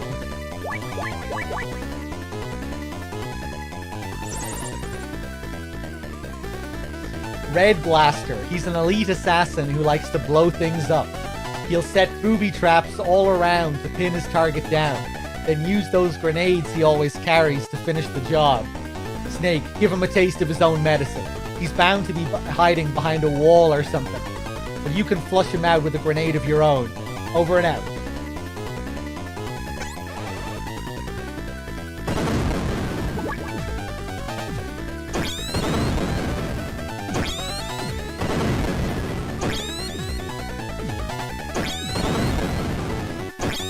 Running Man would be ashamed of this guy.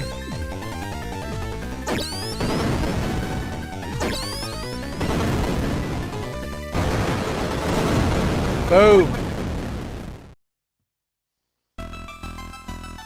And that's how we deal with Red Blaster. That is pretty sneaky, that trap. I think that even caught me on one of my playthroughs.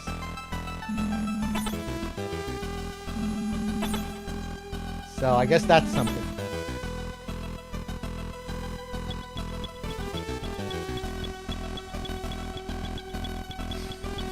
I have the manual this time.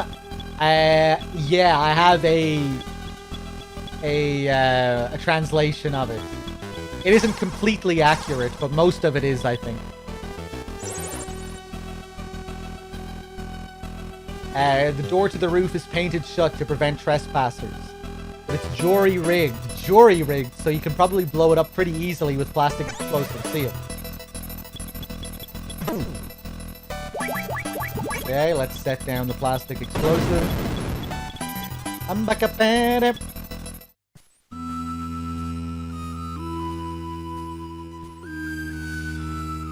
Okay, here's our pigeon. We approach him, flies away. But we do have an animal expert, don't we? Jacobson, what do you have to say about this? That's a wood pigeon, specially trained to act as a carrier pigeon. Did you know there are over 260 species of pigeon in the world? They're 40 centimeters long and are found from Europe all the way to South Asia. Dr. Marv probably brought that one with him. Pigeons are timid and very sensitive to noise. If you get too close, they'll sense you and fly away. Yet for all that, they're notorious gluttons. They feed mostly on grain. I got an idea. If you have some beans or potatoes, you can use them as bait. I just got a large order of fries myself. Oh, right. Tough to find a burger stand out on the battlefield, eh? Over and out.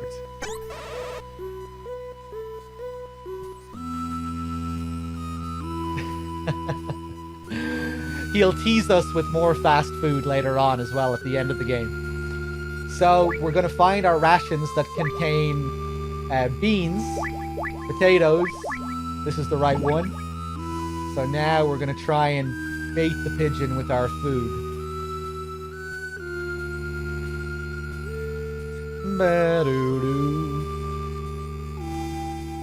Go!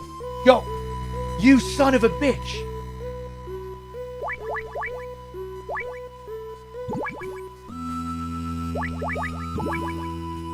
You're not allowed to do that, Mr. Pigeon.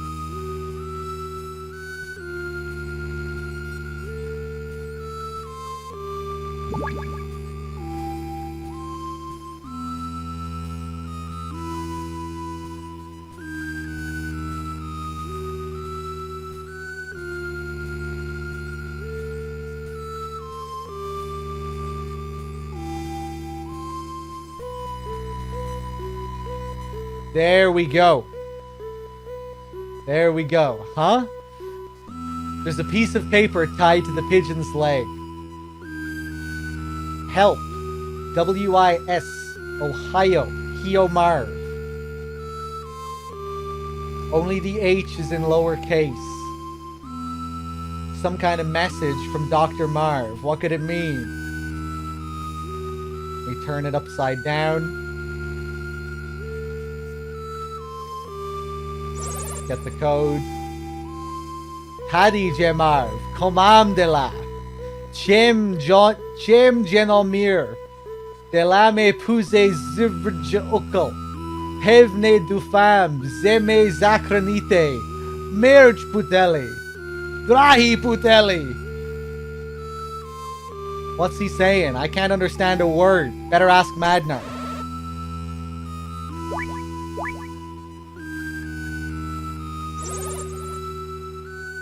Marv can only speak Czech and Slovakian. He's also the wary type, and especially so in his current predicament. What about you, Madnar? I can only speak Russian and English. Wait, I've got it. Gustava can speak to him. Gustava? Is that the STD woman who was protecting you? She'll be able to understand him, and Marv trusts her as well. Is this Gustava still alive? Not to worry, Gustava is no ordinary woman. She's a seasoned professional. When we were captured, she alone managed to steal an enemy uniform and escape. No doubt she's hiding somewhere inside Zanzibar land, waiting for her chance. Does she have a radio? No, it was taken away right after we were captured. The only thing I know is that she's wearing an enemy uniform. There must be some kind of clue I can use. Here's your clue. She's a woman! Don't be fooled by her enemy disguise. There are no woman soldiers in this fortress. That's all you need to know. Gustava is a woman. Why not set up an ambush someplace that only a woman would go? Like the ladies' restroom. Over and out. Jesus, Madnar. I think he might have been hurt in the past.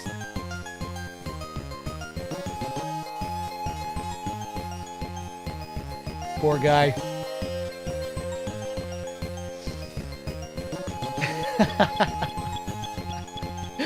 I don't know why I always imagine Madnar being very angry once he starts talking about women. He's cool when he brings up Gustava initially. Maybe he's just angry at Snake, not, maybe he just thinks Snake should have figured it out, you know? He's angry at having to explain everything to Snake. That's why he gets angry.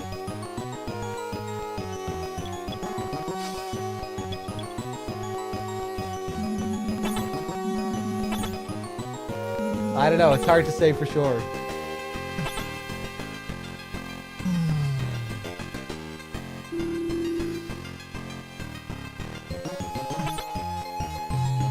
So no female soldiers on the base, but there is a female bathroom. I guess maybe for visitors, inspectors.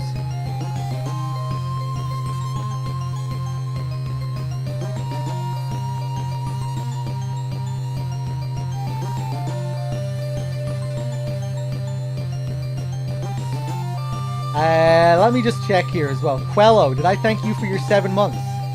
I don't think I did. Thank you. And thank you for the kind words. I watched all the Silent Hill VODs of the last few weeks. They're so good. Great job. Hey, man. Thank you. I appreciate that. I'm glad you enjoyed them. Xeranis here. Mr. Man. Bloody Crow. Sons of Liberty. Cheers again, everyone, for all the subs. Resubs. It might sound like a daft question, but did you learn all the things you know about the game, or do you just know from playing the game? Well, a mixture of both. You know, I've played the game a lot, but I've also read about the game and looked things up and stuff like that.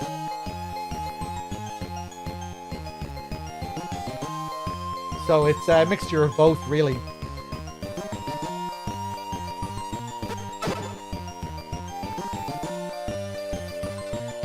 Learn stuff from people in chat, lots of knowledgeable people in chat, guys like Bad Humans, who's done loads and loads of research on the series. Learned lots of stuff from him. Jankal, who translated lots of stuff from the Japanese games. You know, it's a mixture of everything, really. I'm gonna wait here for these guys to pass.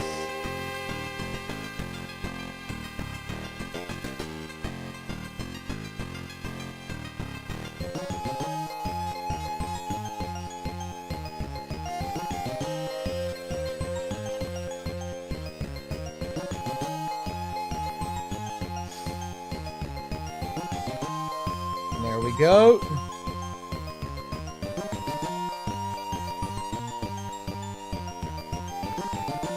Okay, we're going all the way back to building 1.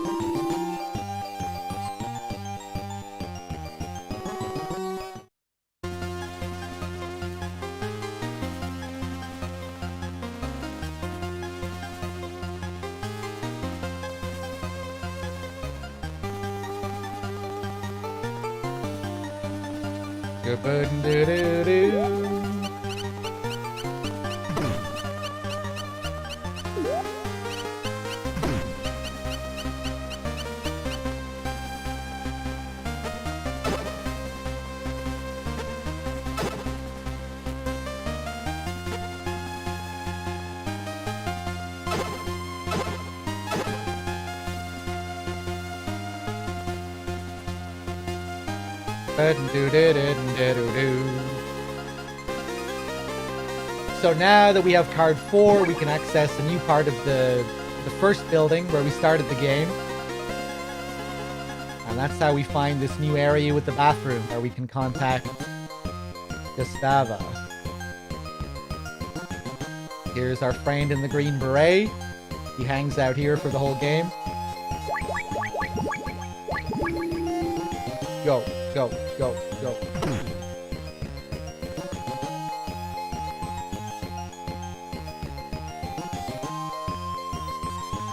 I'm gonna hide here because there's a guy coming from the right. Love all the little crawl spaces in this game.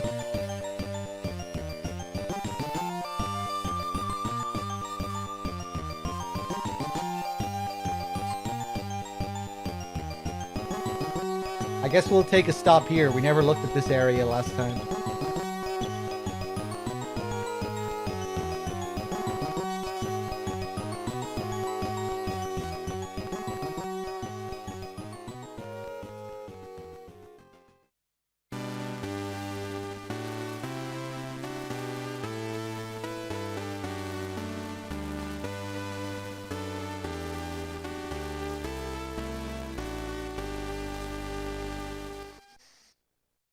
Salute for the anthem. So this theme is known as the Zanzibar anthem, their national anthem. But it sounds an awful lot like We Wish You a Merry Christmas. Which is funny, because the game takes place on Christmas Eve.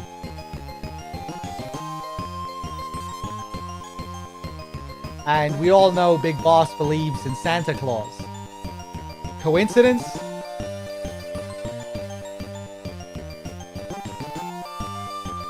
Of course Big Boss would model his anthem on a Christmas song. Makes perfect sense, doesn't it?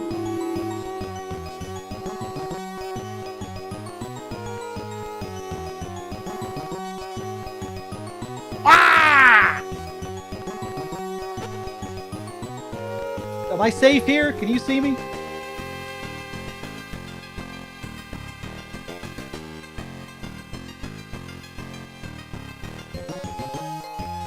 Okay, we're good.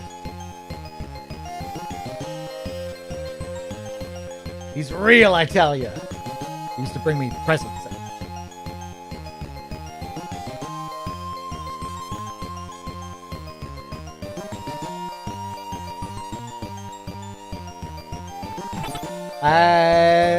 Yeah, I'm just gonna follow this fool around.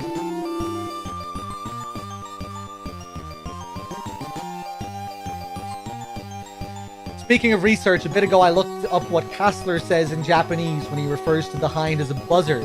He calls it a kaicho, like a bird monster. You might know the word kaiju, right, in relation to monster movies. Right, so it's like a kaiju version of a bird.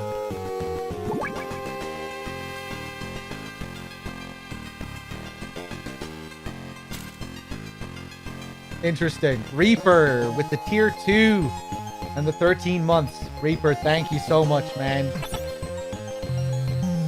You're a legend with those tier 2s. Thank you.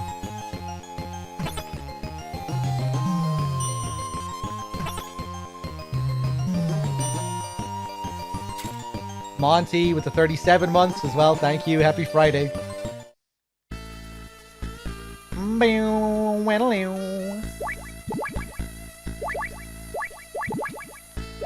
Card 4.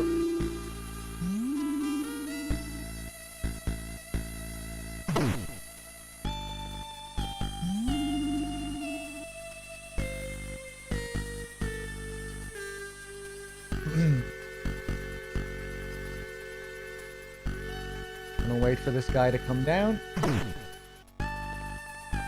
Punch him to stun him. Give him another punch to stun him again.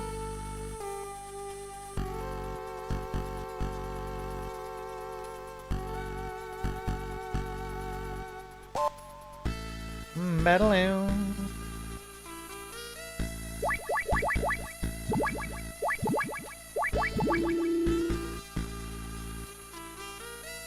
If you catch a cold, go to the infirmary and they'll give you some medicine. Oh hey, one thing I never showed earlier with regards to the codec portraits. If you equip cigarettes, Snake will be smoking on the codec screen. Just a nice little touch. Sometimes I forget to show this.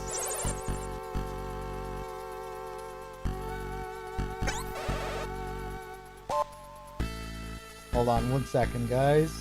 Why are there kids everywhere? They're child soldiers in the making. Big Boss is raising child soldiers. War orphans, refugees that he's taking in. Raising them as soldiers.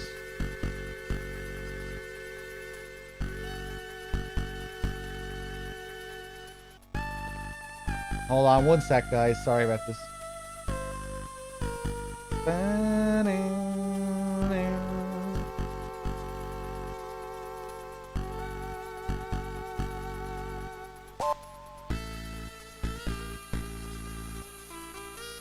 Okay.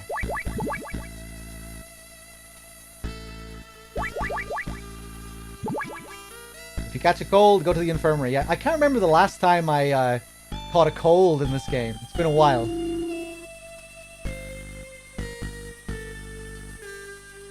But I think you catch it just by if you spend a lot of time in the in the sewer water and stuff like that, you'll catch a cold.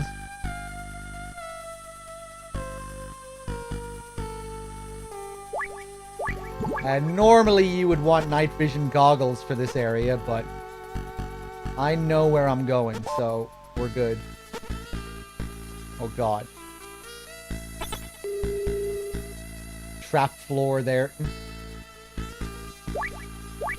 You can tell that I'm beside a door because Snake will run like that. If I'm just up against a wall, we won't get that. So, that's how I know I'm up against the wall.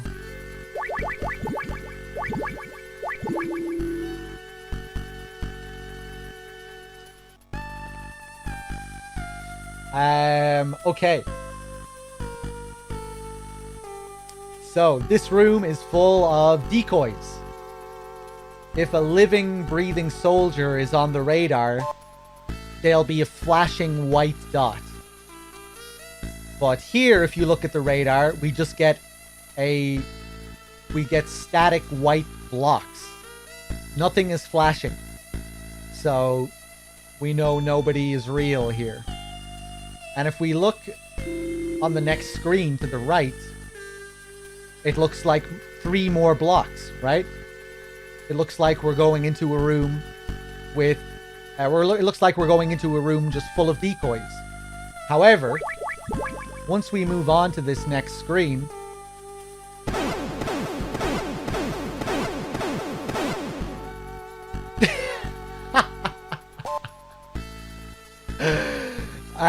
once we move on to this next screen, one of these guys is alive. And it's that guy who's right in front of us, obviously.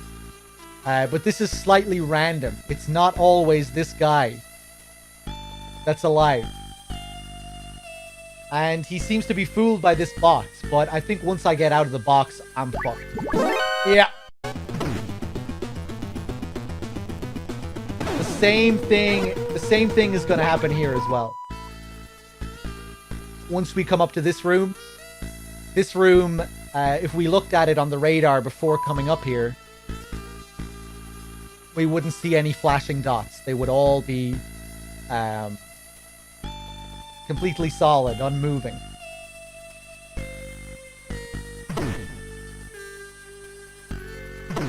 There we go. Punch the 2 real guys there, and... oh god, this guy. Just go.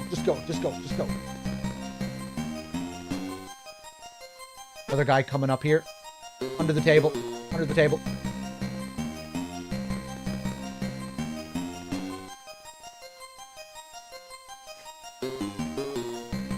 How do I know this much? I mean, I've played the game a shitload of times.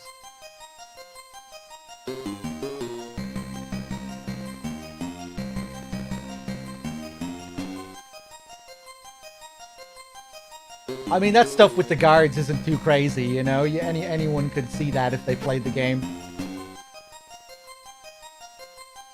Let's be careful here. So now we're here to wait for Gustava. MGS1 style.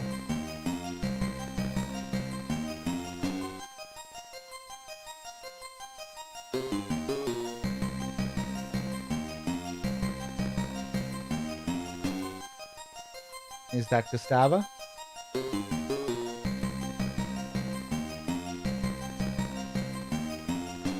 No. Ah! I wasn't looking at the other side. Fuck. Okay. Into the men's bathroom. Pick up the bucket. Oh, very generous. They just let us away with the alerts. Get an instant clearing if we come in here. The bucket is pretty interesting. A metal bucket used for cleaning bathrooms. Looks pretty solid. Its use is unknown. So it looks pretty similar to the box, right? just something that you can hide in that the enemy won't notice. But it's actually a bit different. If you move while wearing the bucket, the enemy will be able to hear you. But it's also bulletproof. The game doesn't tell us about that.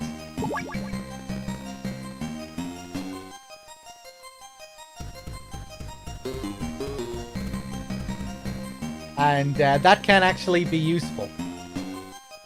Because sometimes if an enemy sees a box, they'll just shoot at it and then walk past it and you'll be okay. But if you're wearing the bucket and they shoot at you and walk away, you won't even take any damage. So, yeah, pretty cool. Cool. I was mind blown when I discovered this for the first time. Maybe there is a call where they tell you about it, but I don't think so.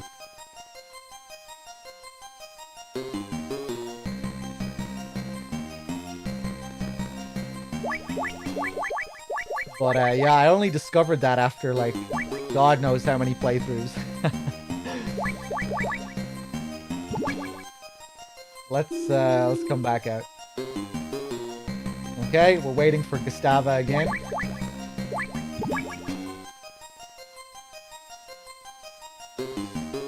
Ba-dum, ba-dum, ba-dum, ba-dum, ba-dum, ba-dum, ba-dum.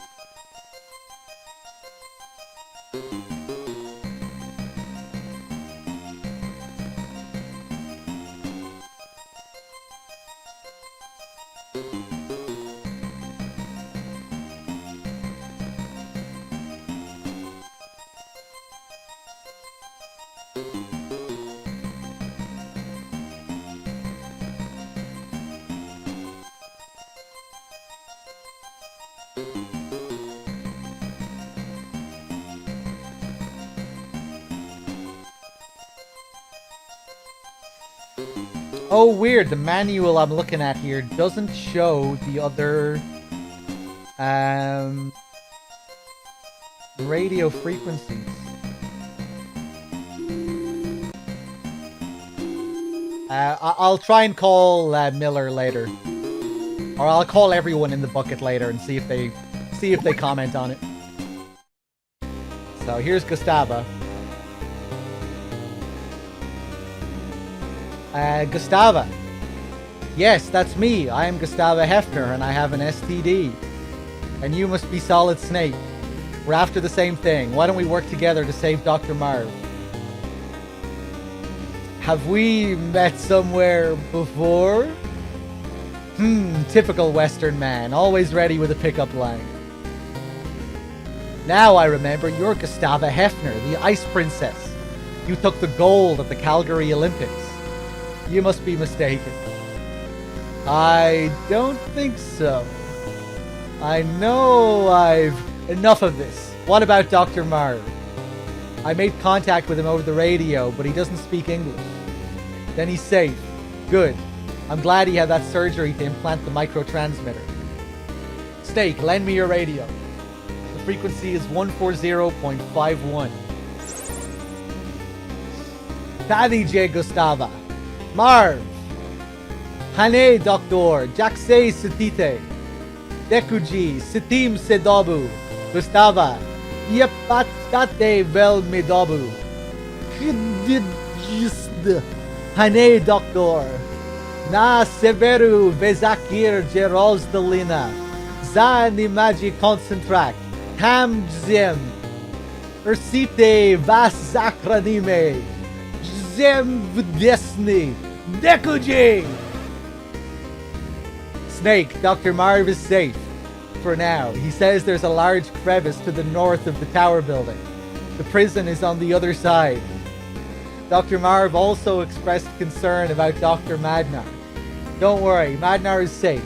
Right now we have to get Marv out of there. Got it?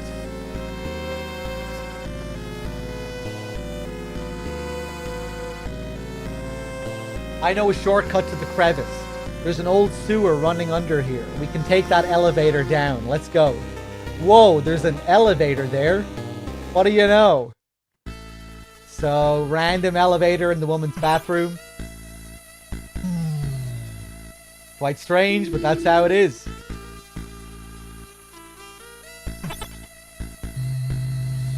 Thank you, Fakane. I know I worked on my check for many years.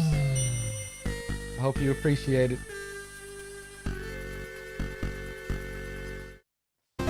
Unfortunately, he doesn't say Drahi Putelli in that call, only the first one.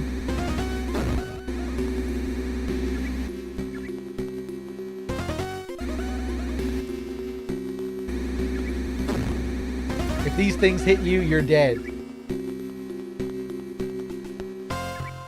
Ba-dam. Bam. Ba-dam. Ba-dam. Ba-dam.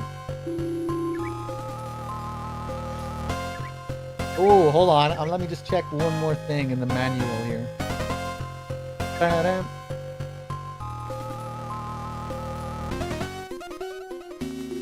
Ba-dam, ba-dam, ba-dam.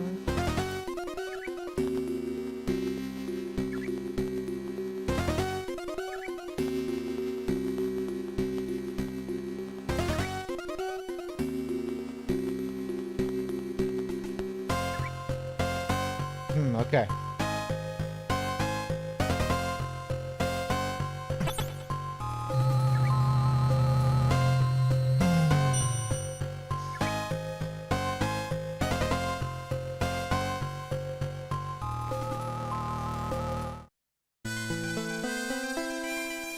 Oh, Gustava, Snake. Doctor, you're alright. You've lost some weight, Madnar. And you haven't changed a bit, Snake. Snake, we must hurry. Dr. Marv is waiting. You mean Marv is still alive? I thought I could escape through this passageway, but the elevator wouldn't open from the inside. Gustava, you and the doctor get behind me. We're moving out. No, wait. Snake, I have something to give you. I swiped it from a guard. It's card 5. Lead the way, Snake. I'll follow you.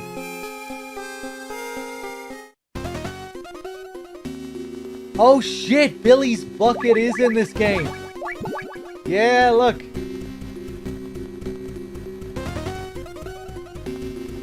There it is. Billy's bucket.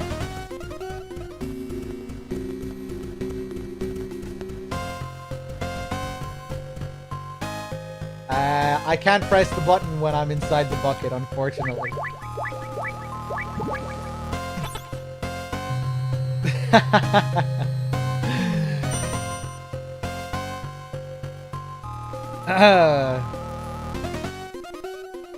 Look at Madnar, the creep. A few steps behind.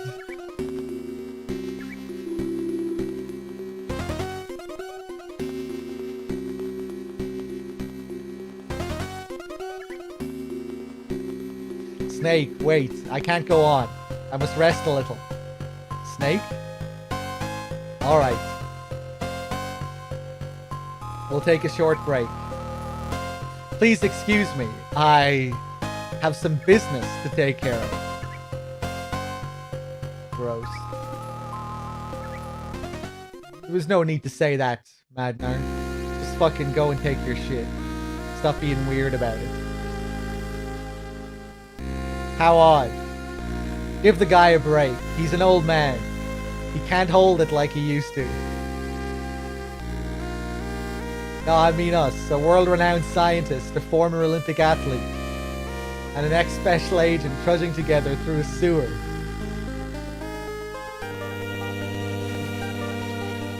Fate can be funny sometimes. Fate? Yes, perhaps you're right.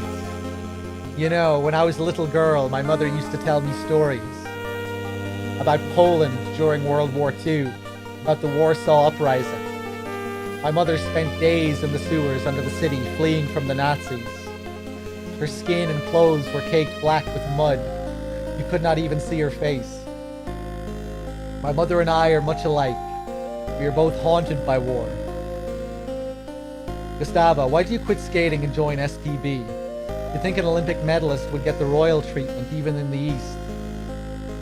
Not exactly. There was something about the ice. It felt cold. The ice? Snake, are you married? No. I don't have a family. You? I'm all alone. And it's not because I simply... It's not because I like being single either. Perhaps I simply never had the chance. What about a boyfriend? Once. Only once. I thought about getting married. It was back when I was still skating. I was deeply, madly in love. It still hurts to think about it. He was a Western man. His name was Frank Hunter. He was handsome, well-mannered, intelligent, but always afraid. I would have thrown it all away for him. My family, skating, everything. I would have followed him anywhere. He would have defected? Yes, but it was not to be. The West rejected my bid for asylum at the last minute. Some sort of political reasons I still don't understand. They probably just didn't have room for you. It happens all the time. Ever since, my family and I have lived a nightmare. We lost our right to compete. We're branded as refuseniks. I had no choice but to go into STB. But I have no regrets. When I was on the ice, I knew only the ice. Now I know so much more. I've even killed a man. What about him? Did you ever... I never saw him again. Our Berlin Wall was too high for either of us to climb. Hello again! Sorry to keep you waiting.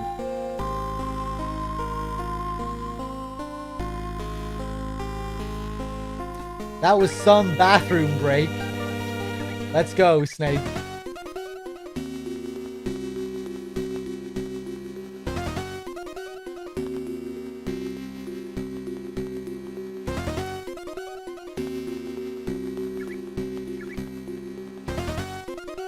Hold on one sec, guys.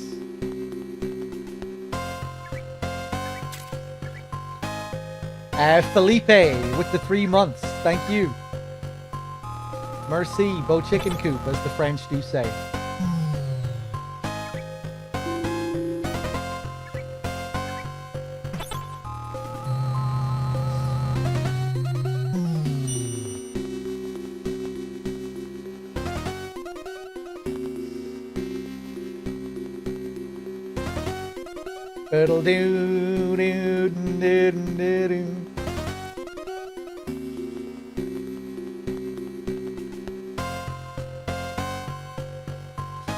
Hey, what's up, Squidgy? Boom. A bridge. We can only cross it one at a time. Let me go first. I haven't got long to live anyway.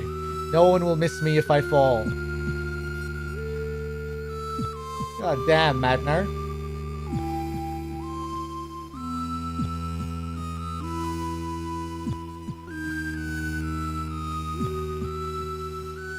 It's alright, you can come across. Okay, I'll go next. See you on the other side. The Foxhound logo... It's safe, Snake. Hurry and cross over. It's the first time we see the Foxhound logo in-game. I'm pretty sure the logo still appears in the Metal Gear 1 manual. But I think this is the first time we see it in-game. I might be mistaken there, but I'm pretty sure it's in the Metal Gear 1 manual.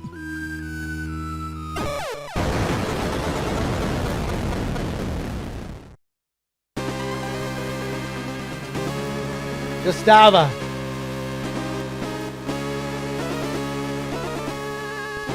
I'm just gonna let you guys read the dialogue here because it comes out so slowly.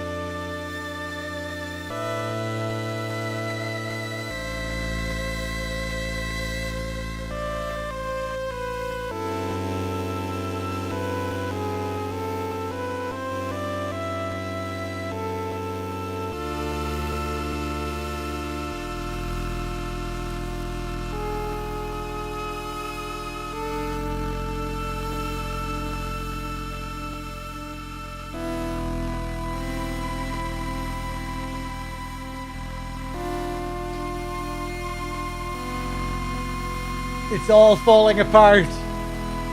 Now Madnar's being taken away. Oh my god, and now here's Metal Gear.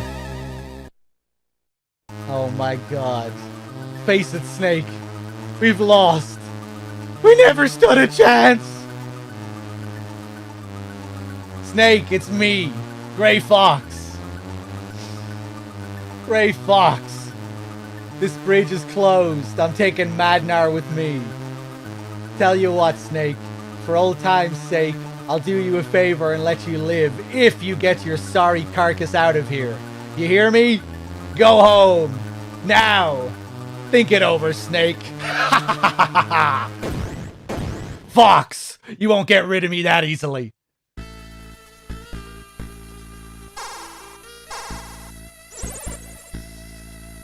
Snake, you remember the veranda in the tower building they use for parachute jump training? If you have a hang glider, you can jump from there straight over the crevice. There should be a hang glider on the east side of the first floor of the Zanzibar building. I saw it once at Thanksgiving. See ya. Okay. So much Christmas and Thanksgiving talk. And national anthems that sound like we wish you a Merry Christmas. Let's just pick up all the mines we can here.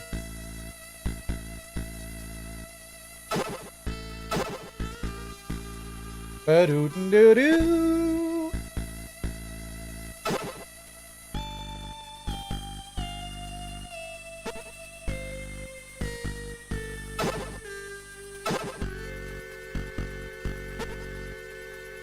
You know what we could do for voice acting in this game? We could get you guys to send in your recordings of the dialogue, and then we could organize all the recordings and play it during the playthroughs.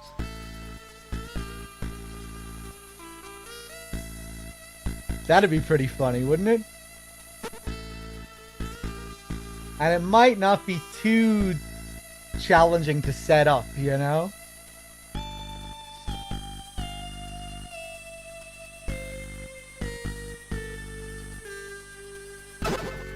Billy, you have to play Jacobson, okay? Send me in your recording of Jacobson's dialogue.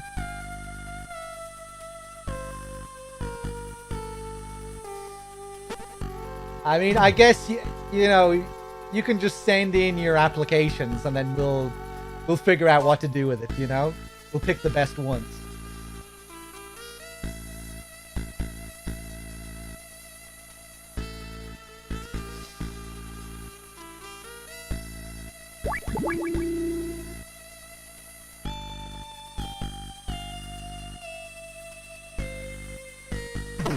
Ooh, go. I mean, Billy did just swoop into the chat a few minutes ago saying that he had a burger. You know? That's pretty in line with Jacobson's dialogue. I just got a burger myself. Oh, tough to find a burger stand out on the streaming field, eh, Threedogg?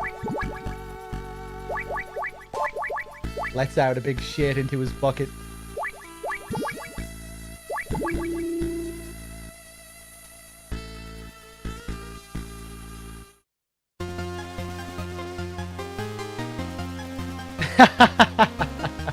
I've been here the whole time, man. I thought you disappeared for a little bit before you got your burger.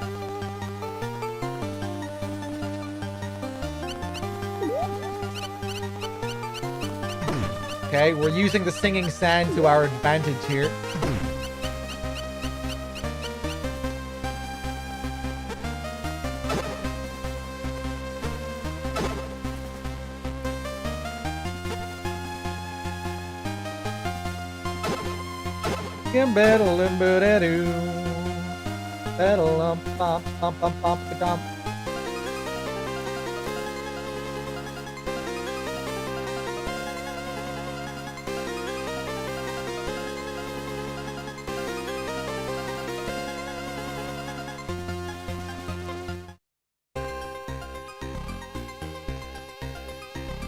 My balls.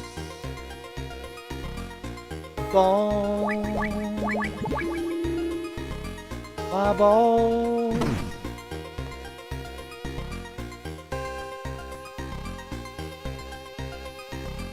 My balls.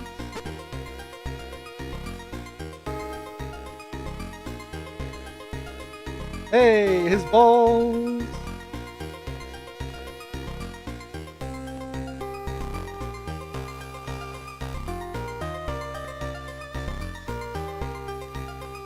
Oh, take it easy.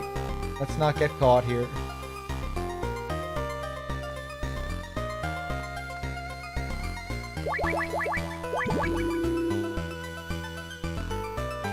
So up here is where we get the hang glider. Everyone's a decoy apart from this guy at the very back. This time it's not random like the other rooms. It's always the same, which is nice.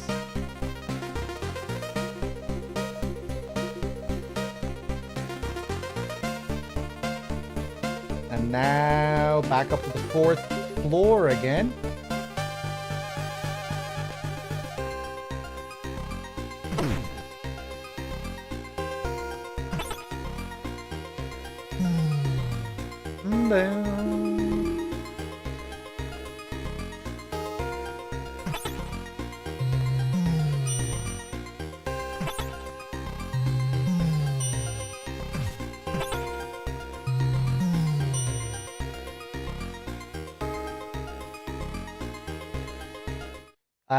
Okay.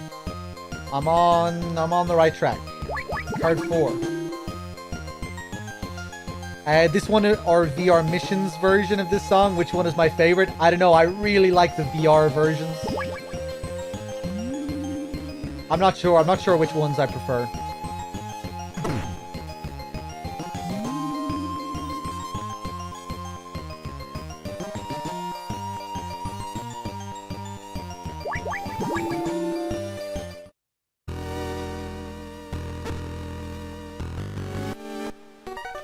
Okay, this is a pretty unique area here. If we walk on this wooden floor, we alert the guards and they wake up. It's quite noisy, this floor, so we have to be very careful.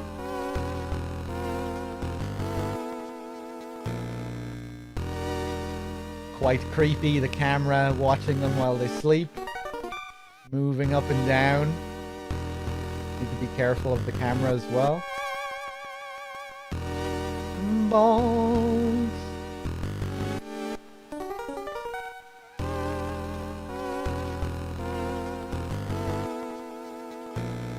We're gonna stay on the ground here.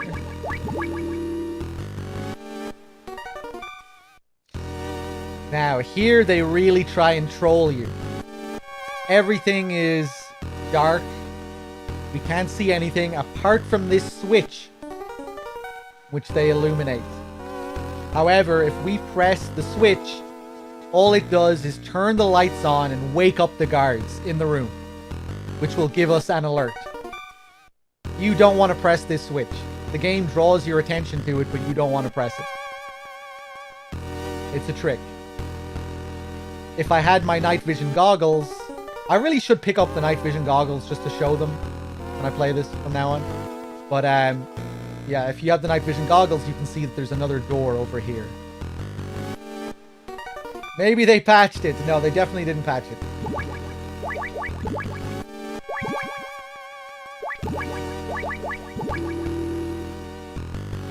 So in here, we have some kind of sauna. And if we equip Gustava's brooch in the sauna... I don't think we even need to equip it, but just to show it. This guy coming in with his towel. This is the only sprite in the game like this as well.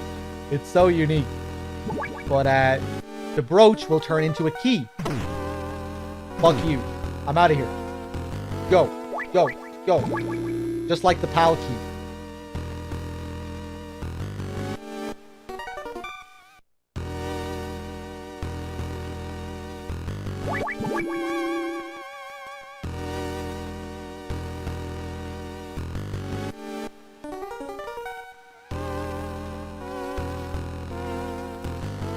Yeah, the sheets do look good, don't they? The bed sheets, you can see their legs underneath.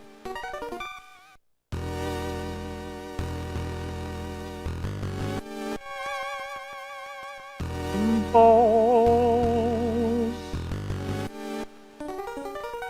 They're sleeping with their berets on, yeah.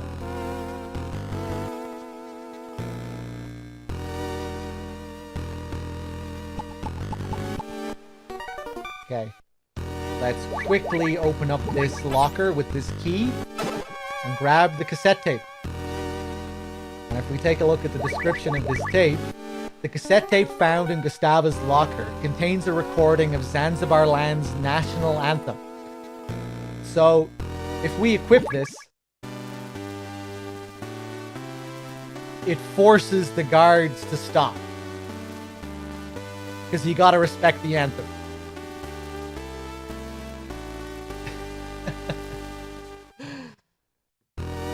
And then they keep going. Pretty cool.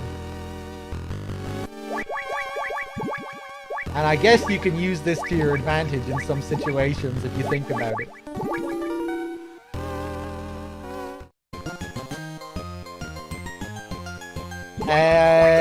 What the fuck is this guy doing? Okay, now I can show off the bucket. This guy has seen the box, but he hasn't seen me move in the box, which means he's going to shoot at it and then walk past it. But if we're in the bucket, normally we would take damage if we're in the box in a situation like this. But if we're in the bucket, no damage. We still take damage when he walks over us. The feet will deal damage. The gunshots won't deal any damage. And go. Jesus, I didn't mean to do that. Okay, we're going back in the bucket. Actually, no, we're good. Punch him. There we go. There we go.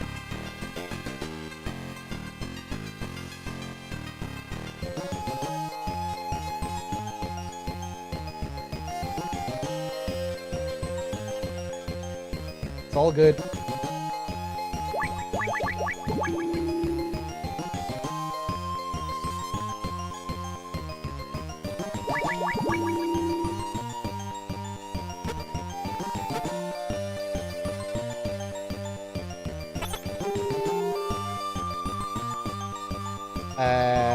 Card 1, card 2, card 3.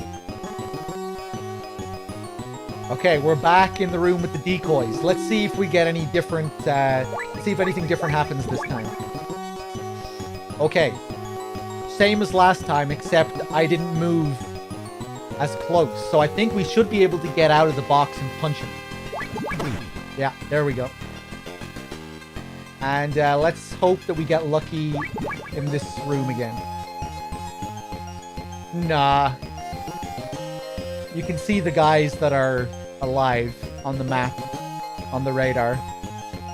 That guy in the center that's looking straight down, I think he'll see me. Maybe not. No, he sees me, okay.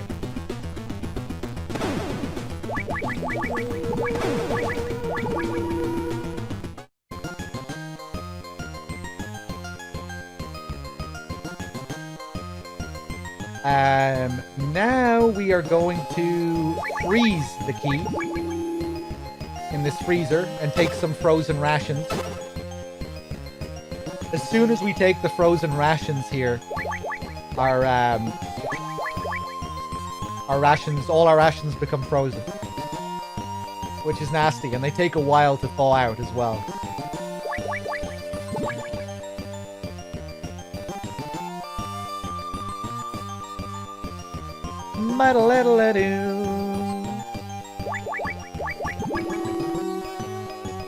Okay.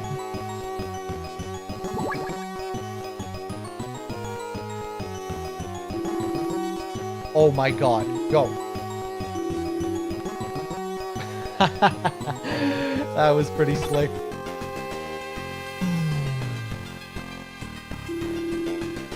Now back down here.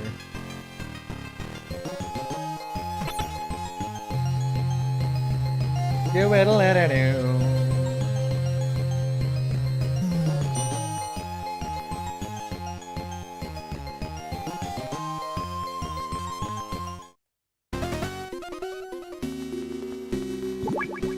You know, I can't remember.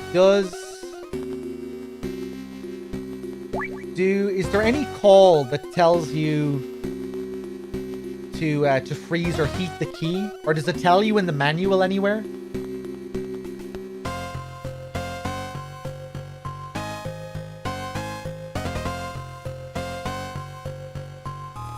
I can't remember. I can't remember if the game hints towards the key. Ba-dam.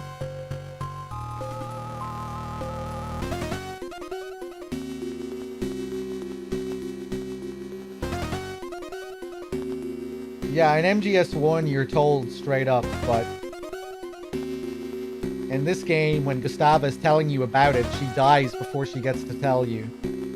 But I can't remember if it's if they tell you in any optional call.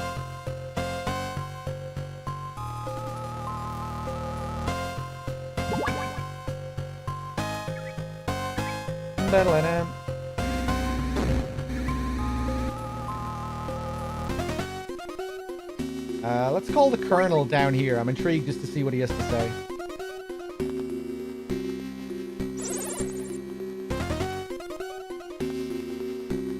Same usual shit.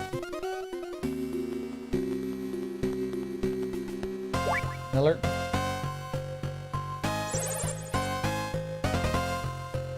Yeah, you can drink your own saliva. Yeah.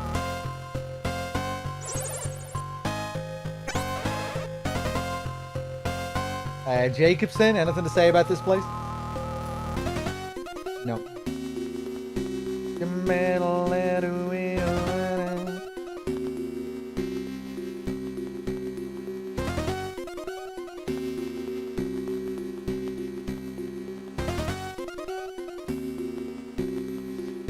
Yeah, maybe it tells you in the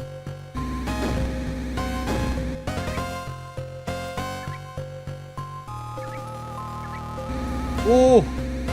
Maybe it tells you in the manual.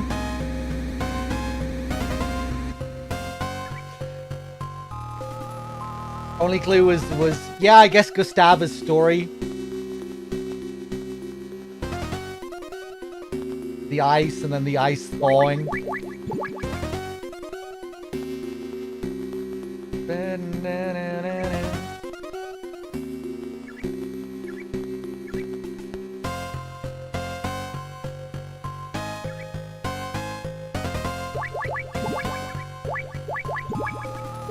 Part 5.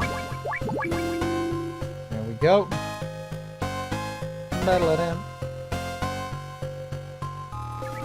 We're getting close enough to the end now, by the way, just in case you haven't seen this game before.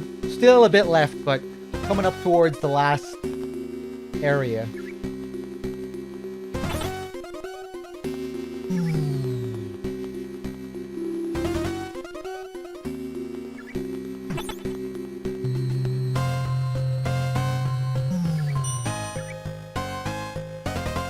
Well, there's still probably like 45 minutes or so left, something like that.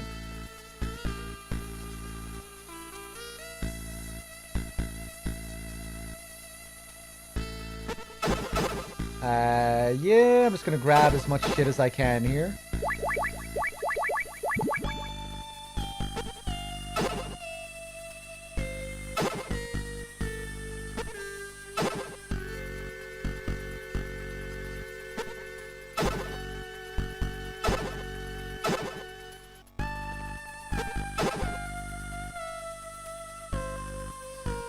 Wonder how this isn't on mobile yet.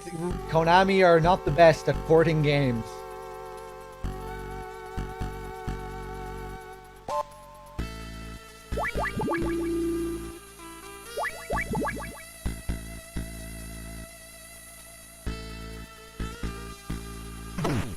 This is a pretty awkward part of the game on a first playthrough as well.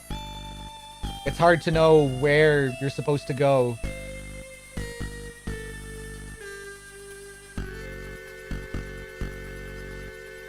You just kind of have to look around.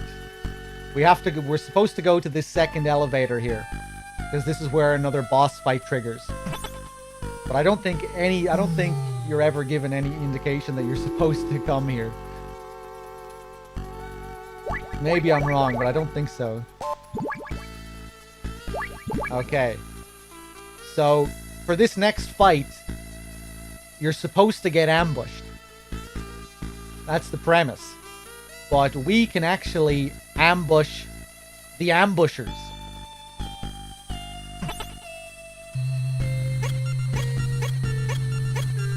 We're going to place down some mines here.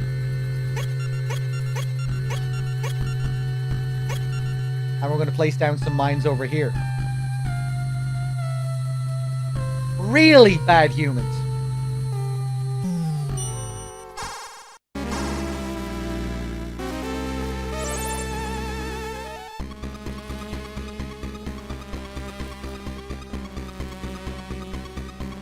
Could you go into some more detail, bad humans?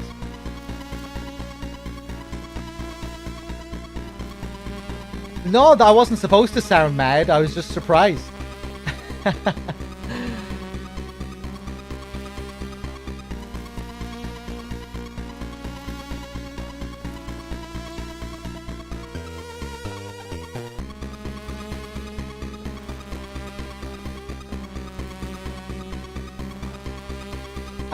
Snake.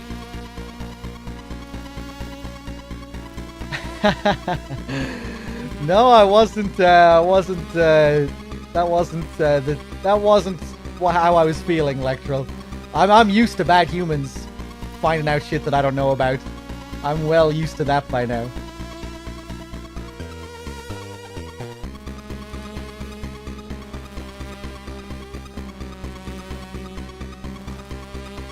All right, bad humans, no problem.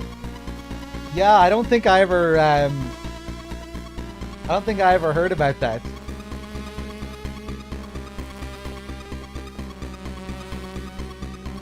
Was it released in the West as a mobile game as well?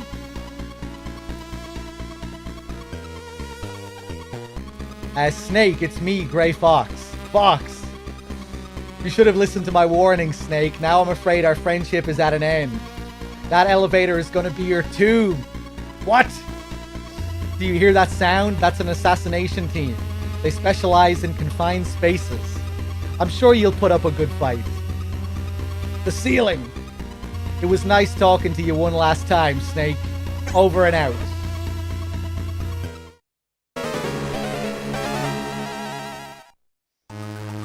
We are the Four Horsemen, a top-secret assassination squad. We get our orders directly from the President. Consider this an honor. A gift from your brother. We only fry the big fish.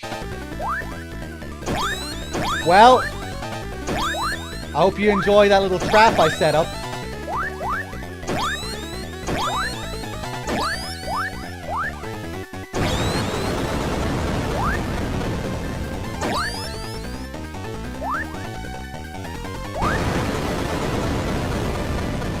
And that's that.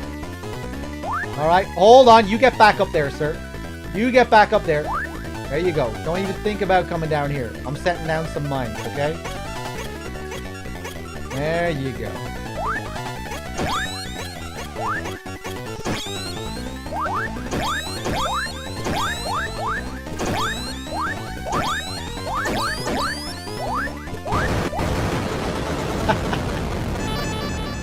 Oh shit, I forgot to call Castler. That's okay, that's okay.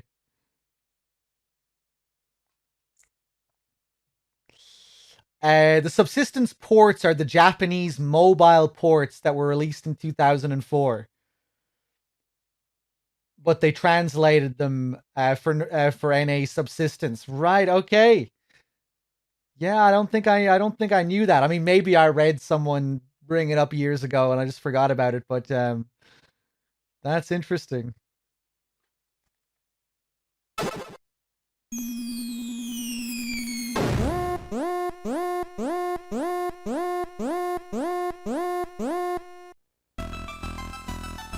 Let me look at the manual again, just to see what the manual says about the Four Horsemen. Not much, I don't think. An assassination squad, formerly of Spetsnaz. An assassination squad for close quarters only, made up of elite from SAS, GSG-9, and UDT. They use elevators wisely. Well, not wise enough.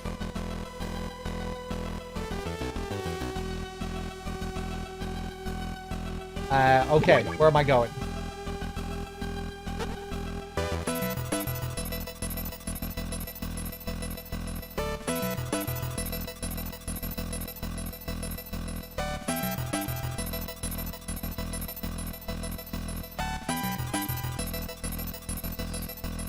We just wait patiently for these guys to walk past. Oh, another fucking guy. Okay. I thought we watched all three of them go past there. There we go.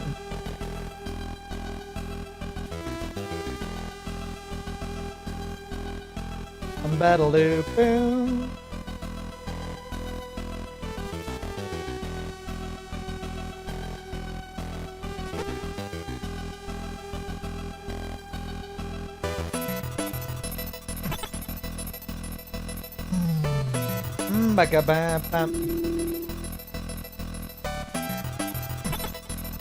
Okay. I think I know where I'm going.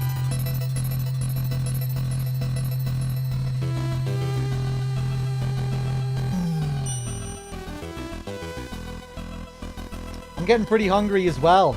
Billy was kind of gave me an idea earlier when he was talking about burgers. I might try and time a burger delivery to eat before I get into Resident Evil. It'll probably be a short Resident Evil session, by the way, once we wrap this up, but we'll try and go for an hour at least.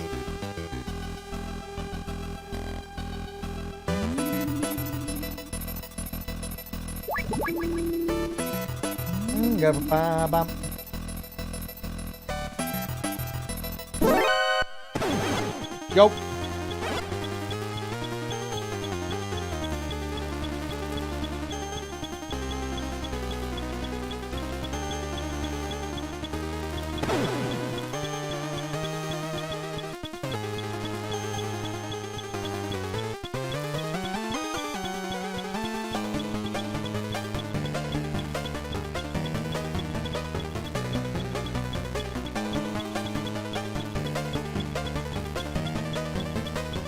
So this sequence isn't the most exciting. The music is cool. But these guys, they never really stand much of a chance.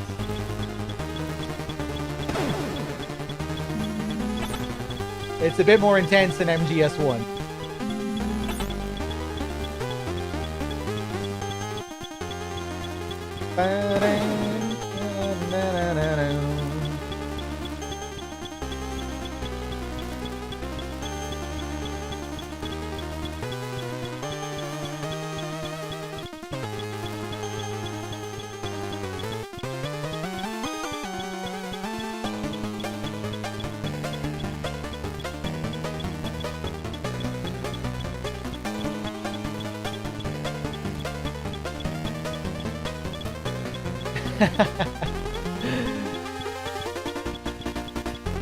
I like those running emotes.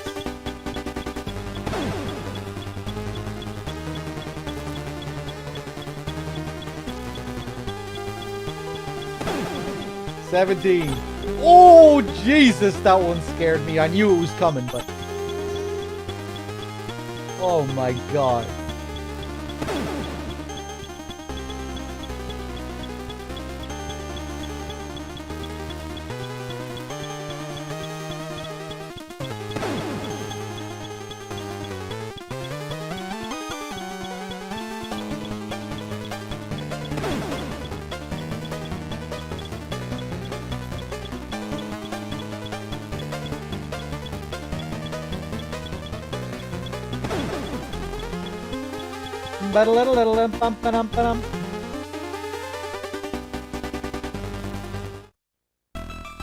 And there we go. We can get rid of that wire. I'm just going to leave that guy there, I think. I don't want to trigger this wire here before he gets off the screen. Now I can do it. He'll walk up towards me if I do it while he's there. There's a guy right up above us here on the radar. I'm going to wait for him to move a bit. There we go.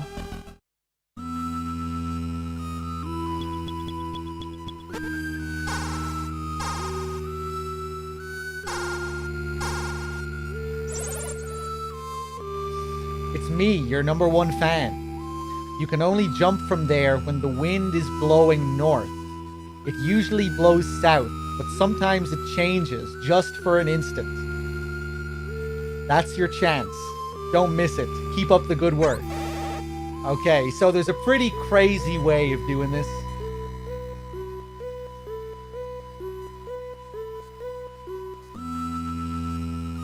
If we equip our cigarettes, and Snake takes a drag, if we see the smoke going to the north, moving to the north, there it is, we can equip the hang glider, and now we know.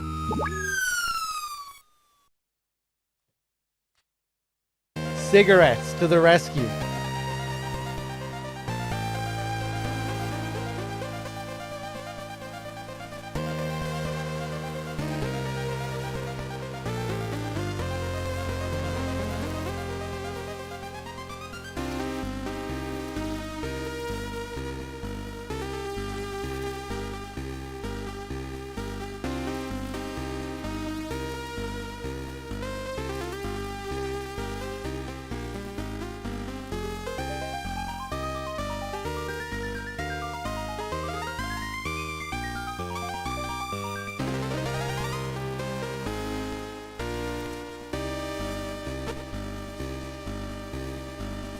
Epic!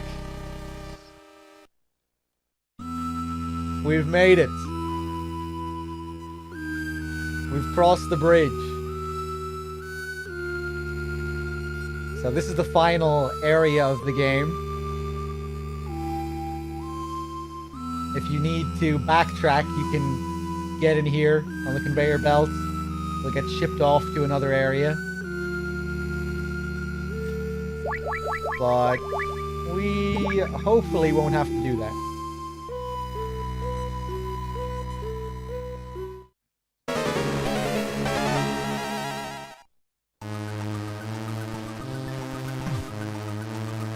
I've been waiting for you, Snake. I am Jungle Evil, the undisputed master of the jungle ambush. Let's see whether you're a real snake or not. Kassler, tell me about this guy. Jungle Evil, a former hunter from Rex Command. He's an expert in jungle guerrilla combat. In the jungle, he's more beast than man. They say he wiped out 2 entire companies on his own in Vietnam and Yemen. Over and out. Let's see if the manual says anything interesting about him. Former RECS. Rex spelled RECS here. Reconnaissance. Commando Squad. Professional in ambush and favors guerrilla tactics. He is called an assassin without form.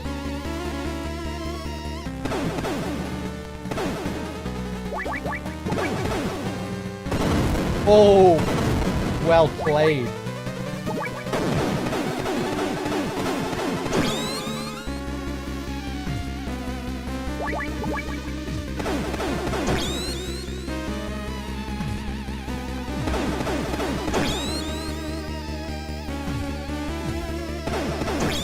Good to stick around here where we can get some cover.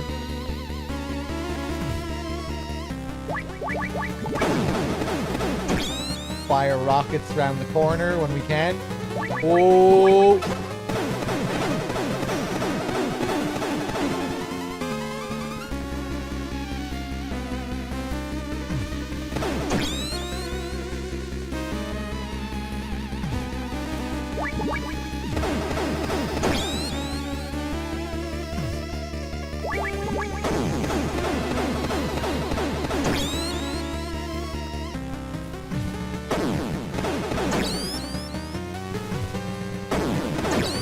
Ooh. These Nikitas do a load of damage, I think. Oh, where are you going? Oh, sneaky. Nope. You're getting caught eventually.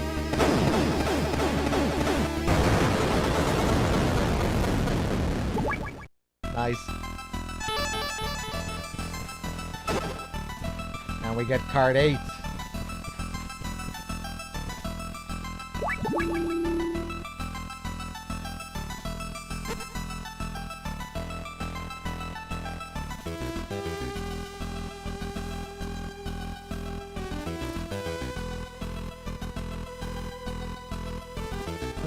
I think I'm gonna kill this guy.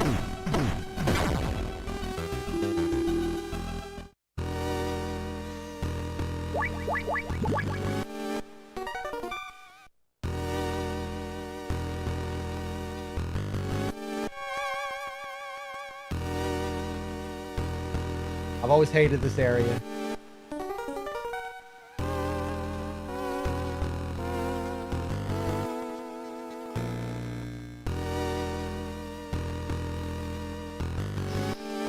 Oh! Nice.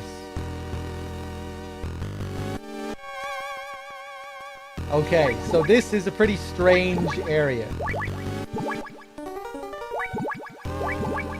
Would you like to let me through here again? Thank you. We have 2 eggs.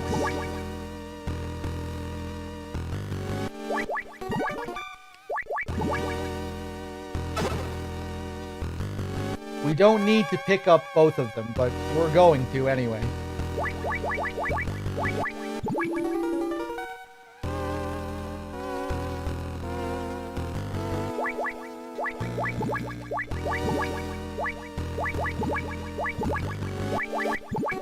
Oh, God, okay. Here's the second egg.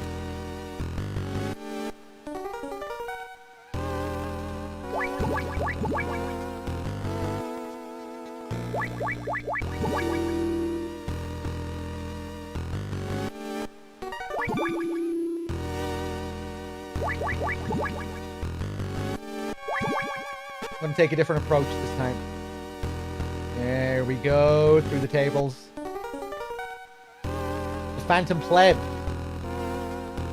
With the 3 months and the 1 month streak, thank you.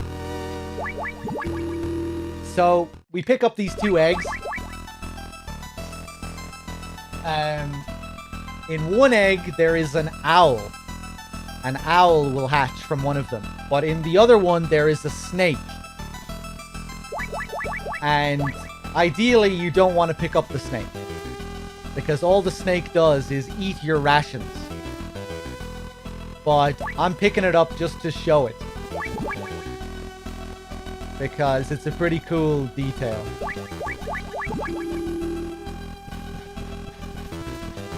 Eventually, yeah, see, look, this one is cracking. I think the owl is in this one.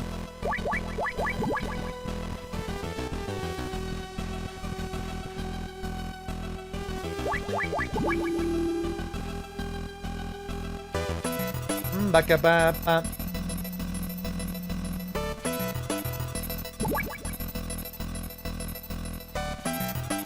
Ba-ka-ba-ba.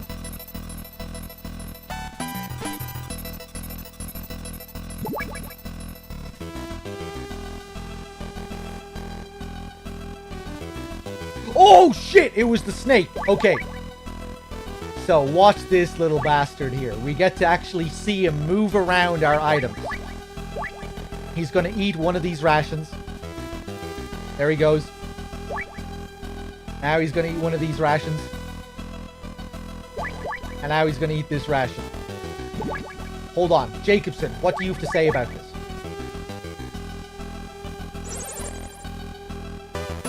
That's probably a type of boa. It's nocturnal and has a gentle disposition, but it's a snake, and snakes love to eat.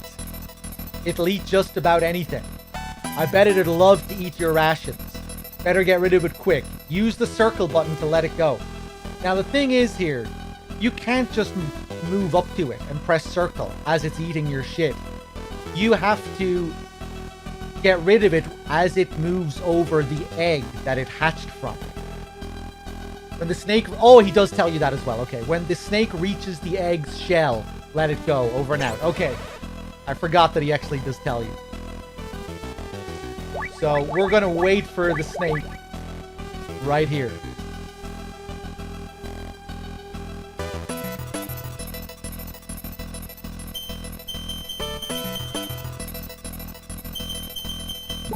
There we go. So, pretty cool little mechanic here, if you could even call it a mechanic. Kind of reminds me of what they do in MGS2 with the sea lice. You know, the sea lice that can eat your items and you have to like manually shake your inventory list to get rid of them. This game does a lot of weird shit with animals and rations. Like all the unique ration types that relate to different puzzles in the game, and then the stuff with the hamsters and the owls and the snake.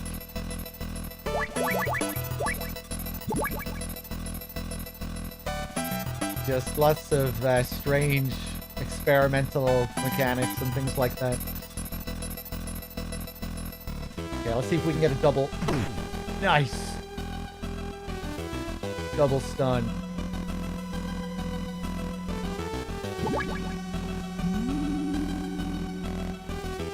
Metal in.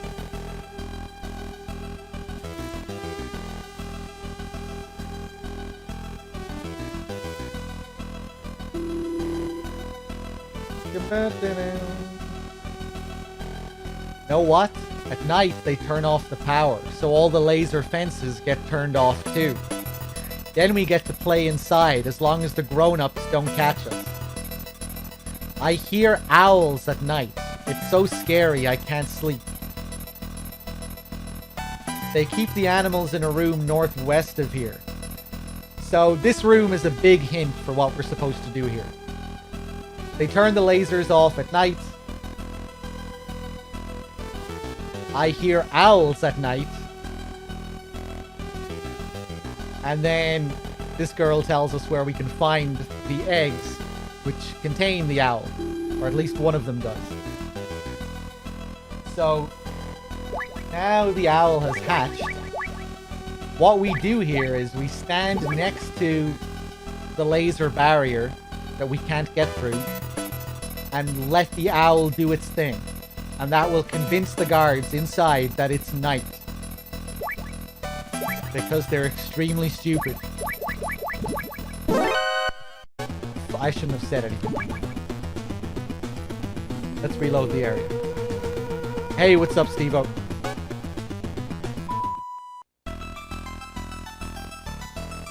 But before we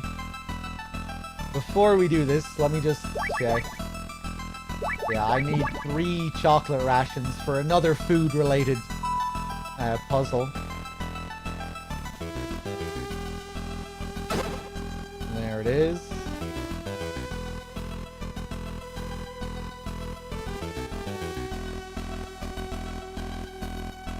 Metal in. Okay, let's equip the owl.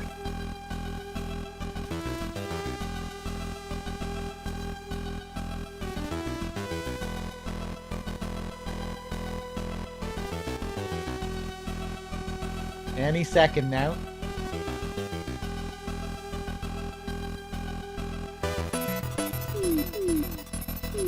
Damn, I'm gonna be late, he says.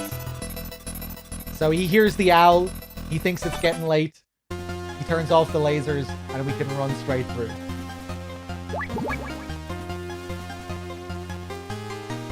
Don't think you're seeing me.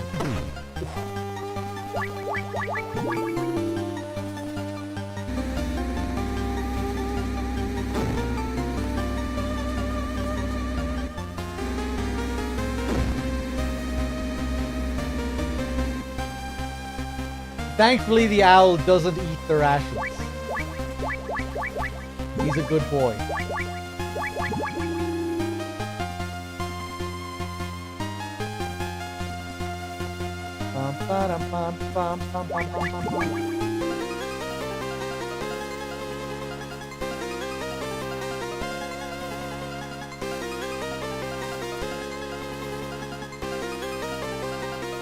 Nah, I don't want to call him Steve. How about Ollie? Ollie the owl.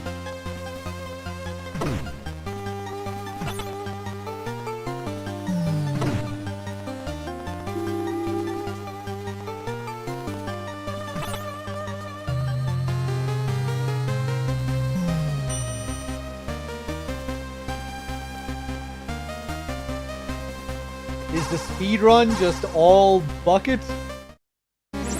I don't think speedrunners use the bucket at all. It's me, your #1 fan. Snake, watch yourself. You've got company. Night Fright, the last surviving member of the Whispers. You know, the legendary guerrilla unit. Night Fright. He's wearing a state-of-the-art camouflage suit that makes him practically invisible. Not only that, he'll attack you with a gun that's completely silent. No one has ever seen his face. You know what you have to do, right? Lucky me, I've got a fan club. Use your ears, Snake. Over and out.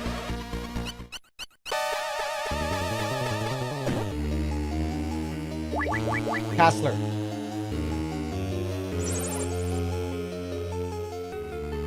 Night Fright. Snake, did you just say Night Fright? You have no idea how much trouble you're in. He's the last surviving member of the Whispers, a legendary guerrilla unit. In a jungle fight, he even puts the Green Berets to shame. He's got the latest in camo technology. You can't see him at all. In fact, nobody's ever seen him. And that includes me. That's why they call him the Phantom Assassin. Snake, I think your luck might have just run out. Over and out. Let me check the manual to see what it has to say.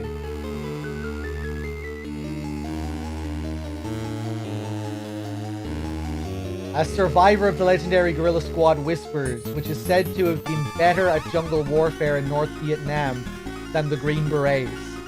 He attacks with a Wai Shen Shou Chiang, a gun that produces little noise.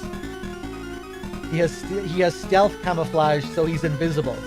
He also has radar stealth, so he cannot be detected on radar. That's a pretty fancy sounding gun he has. A Wei Shen Shou Chiang.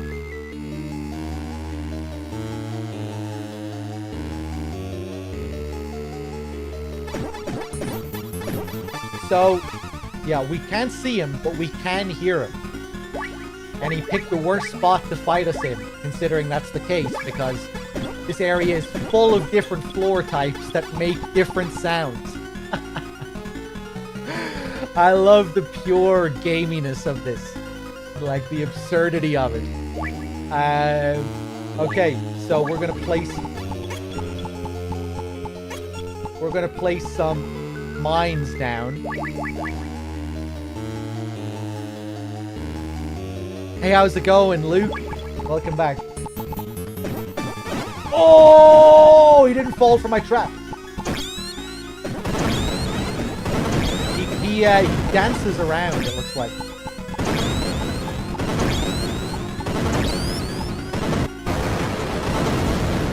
Yeah, he gets stun locked pretty easily. Yeah, you can kind of see him there. He's kind of jiving around.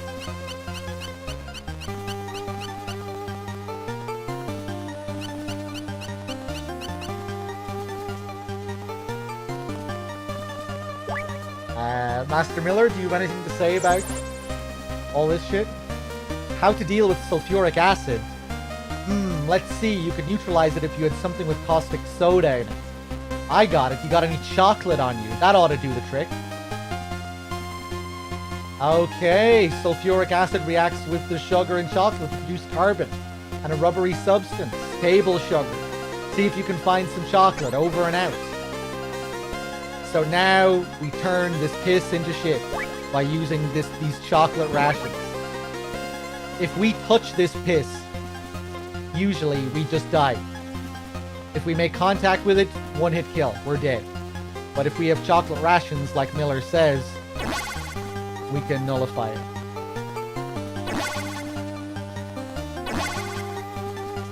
But now we don't actually have the card to get through here. And this is another part of the game that's kind of bullshit, because in order to do the next section, we have to leave this area and come back in.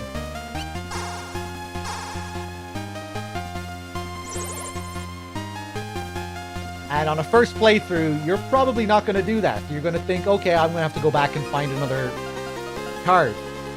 But if you do that, you won't be able to find the card until you trigger this call. And to trigger this call, you have to come back into the room. So it's really not the most intuitive section, I don't think. You should be able to get card 9 from Jungle Evil. Don't you mean card 8? He only had card 8. No, he was in charge of cards 8 and 9. He must have dropped it somewhere. Check the area he was in. The card should be there. Keep up the good work. Yeah, the card does not appear until you get this call.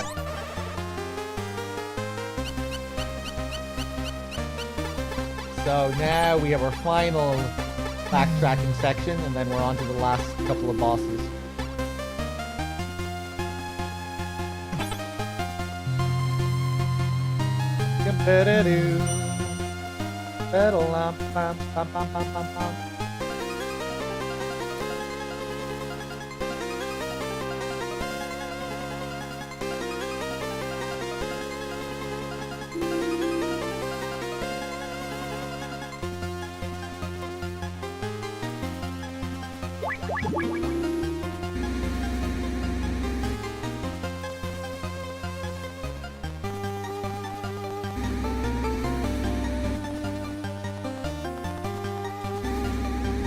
Hey, what's up, Alistair? How's it going?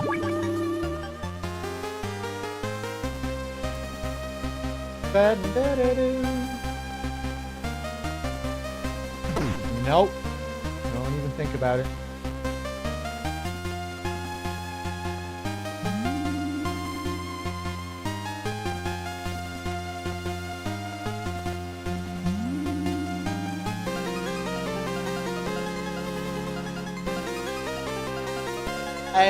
Does the manual say what that moving thing trying to run you over is? I don't think it does, no. I'm trying to think if there's a call in the game that talks about them. Is there?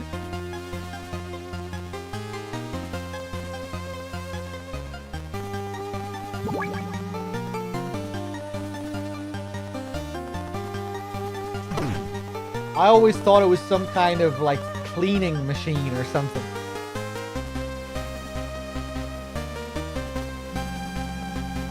But maybe it is designed to be some kind of defensive thing. I don't know.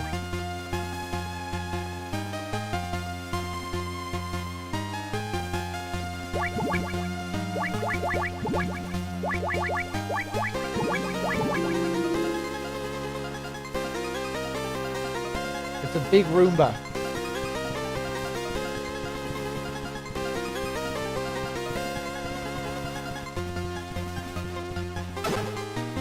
This is where we get the final card, number 9.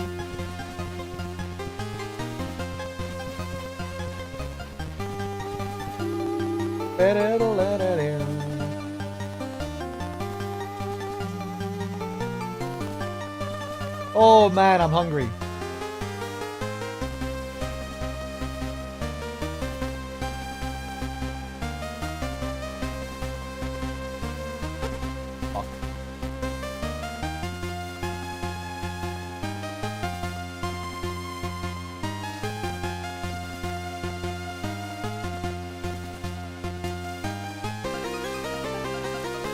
The emo looks like John Lennon.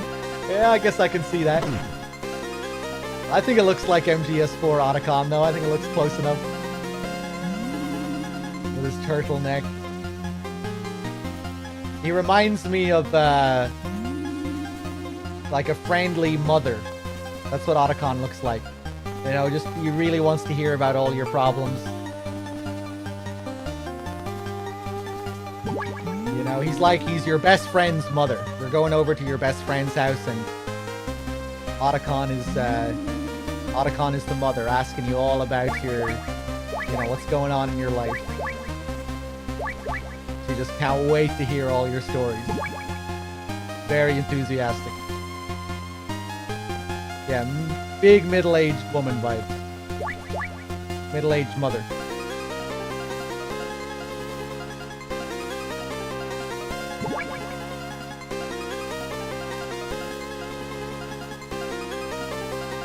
Oh, so close.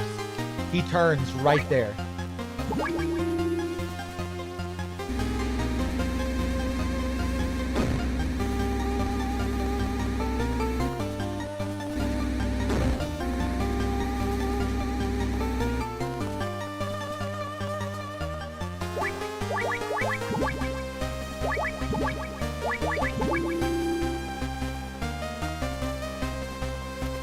Bum bum bum bum bum bum bum bum bum bum.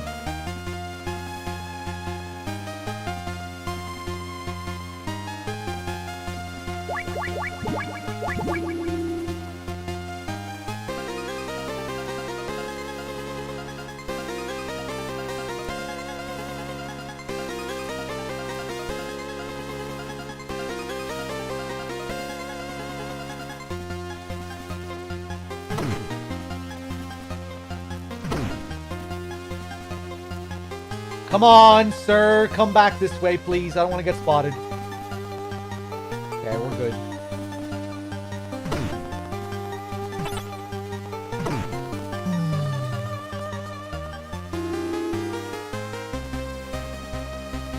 Okay, nice. Pretty smooth playthrough. Gameplay-wise. Got caught like a couple of times, I think.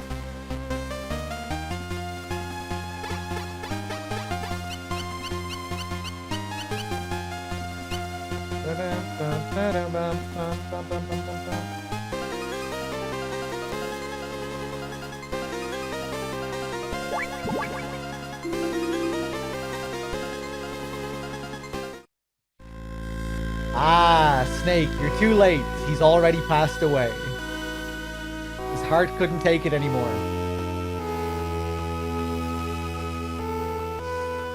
Wait, what's that bruise on his neck? Not to worry, Snake. Marv may be dead, but the plans for Oilix are safe. Marv was a very careful man. He left behind a copy of the plans in case of emergency. He had a reputation as a video game enthusiast. He even used to have them shipped to him from the West every month. A few days ago, he hid some microfilm in the circuit board of one of his game cartridges. It was an MSX cartridge, made by a Japanese company called Konami. MSX, that's the world's best-selling brand of computer, isn't it? Such a place to put product placement. You know, climactic death scene. Ah, yes, MSX. Oh, yeah. Then he hid the cartridge. Then he hid the cartridge inside that locker. Where's the key? I don't know. I couldn't get it out of him. I mean, he never told me. Come on, Snake. He's really giving himself away here. Have you not figured it out yet?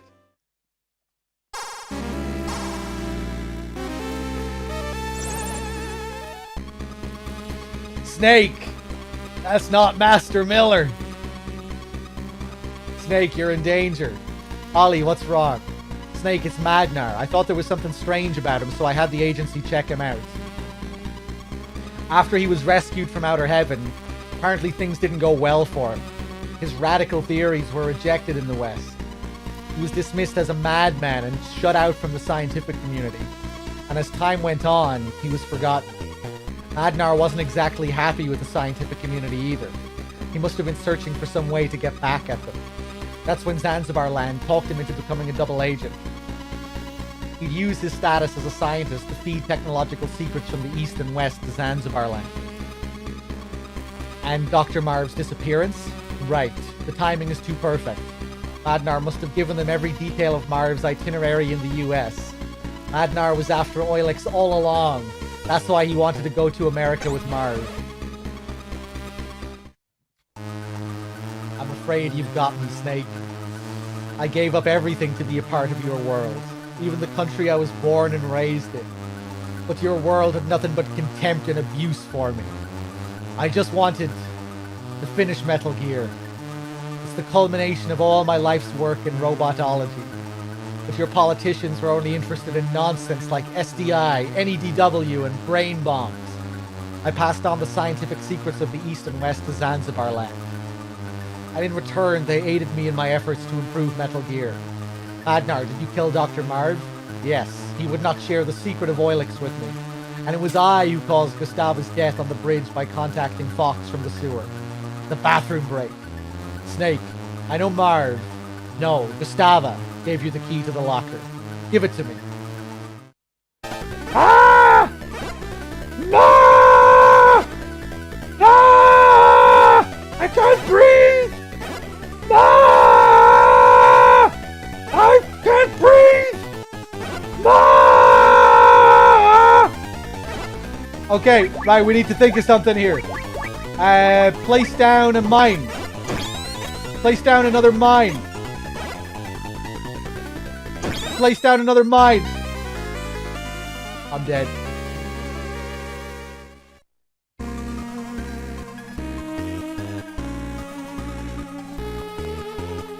So, Magnar just strangles you here, and he always stays right behind you. So, you need to utilize some trickery to beat him. We can place down some C4, turn around, let the C4 off. Or we can use mines. It's very easy to injure yourself, though, so you really need to utilize the iframes that you have. Try and blow him up while you have iframes, just to avoid any damage that you might take.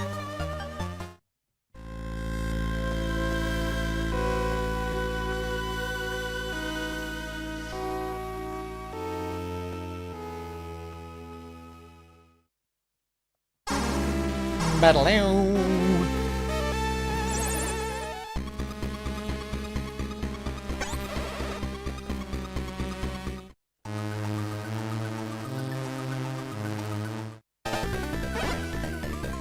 Okay, so now that we know what we're doing, place down a mine.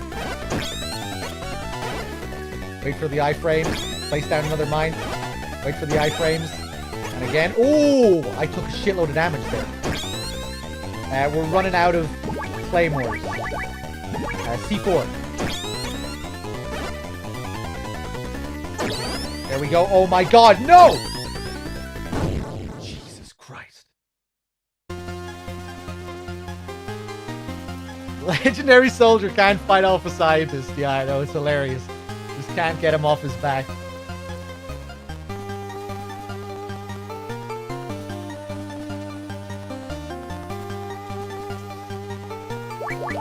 Okay, so here we need to use the brooch that we froze earlier to get the frozen key to go inside this locker here. And there's a hole in the ground. Can we fit through? Oh my god. Jacobson.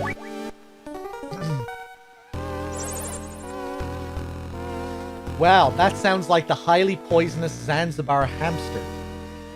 There are 1,183 different species of mice in the world. Hamsters are rodents belonging to the mouse family. They grow to be about 25 to 28 centimeters long and are found across northern Eurasia and in Iraq. That variety was probably bred to be a house pet. House mice are very cautious creatures. They won't come out of their nests with humans around. Their favorite food is cheese. That's it, cheese. You can use cheese as bait. Do you have any on you? Too bad you're not here. I just ordered a pizza myself. Over and out. So, here we need to, kind of similar to what we were doing with the pigeon before, we need to use cheese to lure these hamsters out. And we'll get ready to blast these fools. Oh, fuck's sake. Wait, I think we're still good as long as we have the cheese equipped. Yeah, here they come.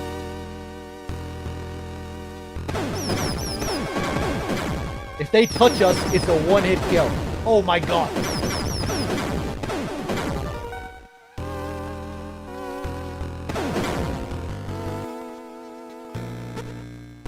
And that's how we do it.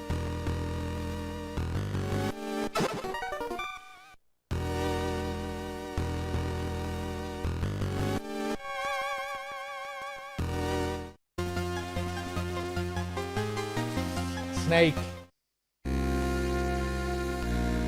He'll never let you get away. He'll use it. He'll use Metal Gear. I have one last gift for my daughter, Ellen. I'll tell you how to destroy it. How to destroy the new Metal Gear. Try as I might, I could not reconcile East and West from my heart of hearts. But Ellen is different, Snake. How do I destroy Metal Gear? The armor is thinnest on the legs. Use grenades on the legs. It's the only way. Okay.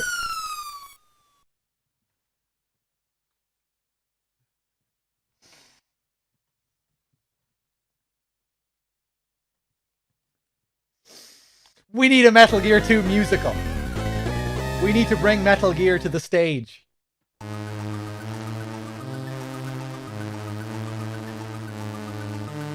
A Metal Gear musical. I can already imagine Liquid Snake singing his heart out. Metal Gear on Ice. Why did he design it with the same weakness again? What's he thinking? The final delusion of a senile old man. There's no way to destroy this Metal Gear, Snake. Fox, where are you? Come and find out, Snake. Go through the front door.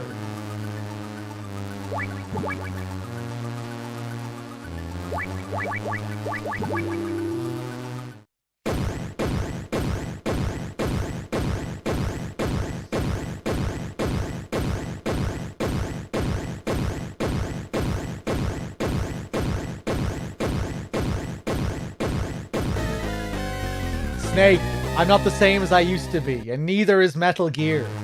I'll show you what fear really is. Prepare to taste defeat.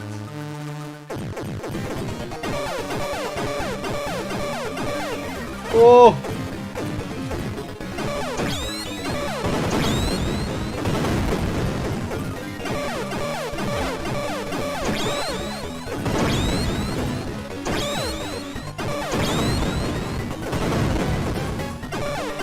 So this guy isn't too tough. Just keep spamming grenades at the legs.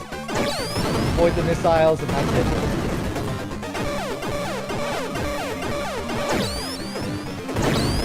Boom!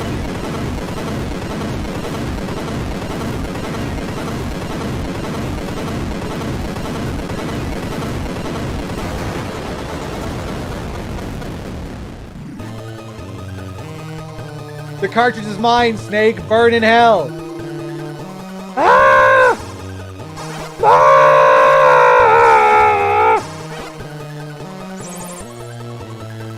Snake, your items are on fire. Throw away all your weapons and equipment quickly. Use the circle button.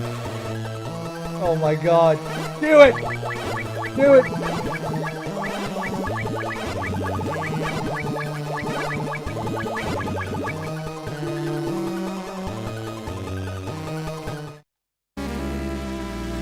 Where am I?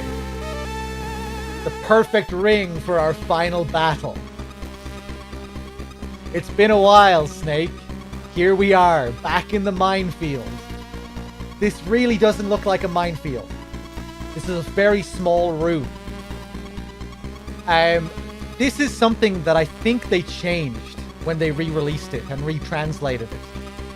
Originally, in the original MSX version, I don't think there were mines in this room at all.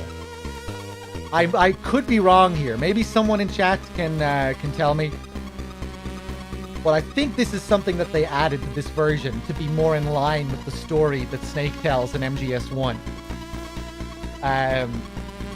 But yeah, there are mines in the room all around the outside, but not much of a minefield. What say we go at it hand to hand? A chicken fight. The two greatest rivals in Foxhound. I've been waiting for this moment for a long time. Fox, I'll beat some sense back into you. Snake, it's time for you to learn why they call me Fox. Gray Fox, real name Frank Yeager, former member of Foxhound. He was the last man to hold the title of Fox in the Big Boss era. I'm pretty sure there were mines when I played this on an MSX emulator, or maybe so, Jankal. I just thought I remembered looking at the original Japanese version a while back and there were no mines. But maybe it's just, maybe I'm misremembering and it was just something that I thought might have been the case, given just the strange nature of the fight and the dialogue. He was the last man to hold the title of Fox in the Big Boss era, decorated 5 times. The mines are invisible, but you can see them on the map. Yeah, I know all about how good he is, better than anyone else. I fought with him. He's a cold-blooded hunter. He never lets his prey escape. Everybody in the unit respected him, looked up to him. That may be, Snake, but do you know about his past? It might help you out. 10 years ago, we in the mercenary trade view him as Hunter. That's what Jaeger means in German. Back then, he was involved with some woman from the Eastern Bloc. He tried to get her to come over the fence, but it all fell through. Apparently the West wasn't interested in taking her. That's when Frank started to hate the politicos. What was that woman's name? She was an Olympic skater. Name was Gustava Hefner. Real fine woman, movie star type. Oh my god. Gustava Hefner. Fox killed his former lover? Did he even know it was her? I don't think he knew.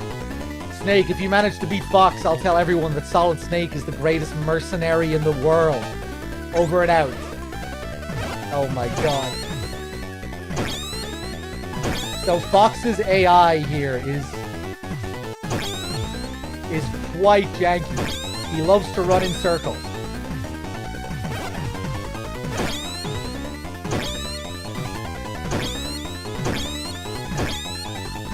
Oh my god. I tripped a mine there. That deals a shitload of damage. Let's finish him with the mine.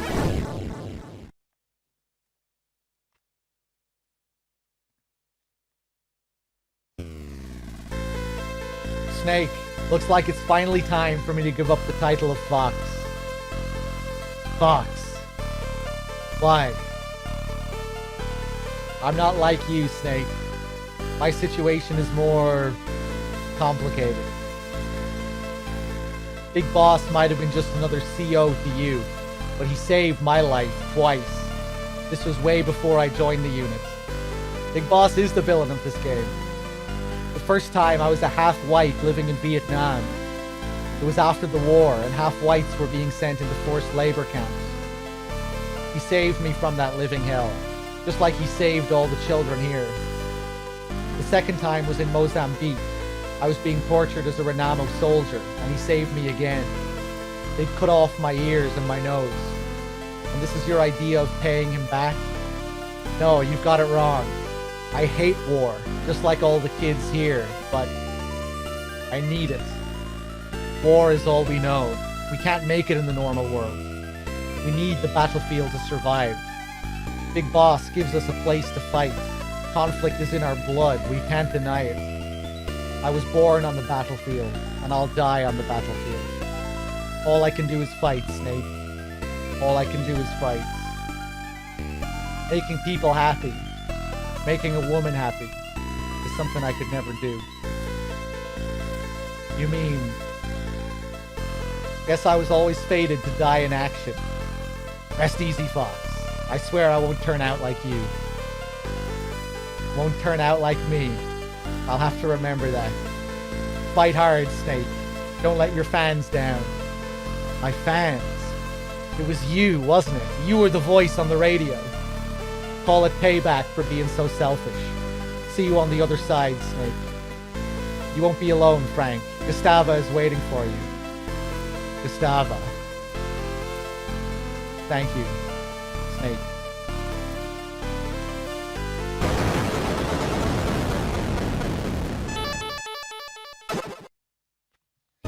Over here, Snake.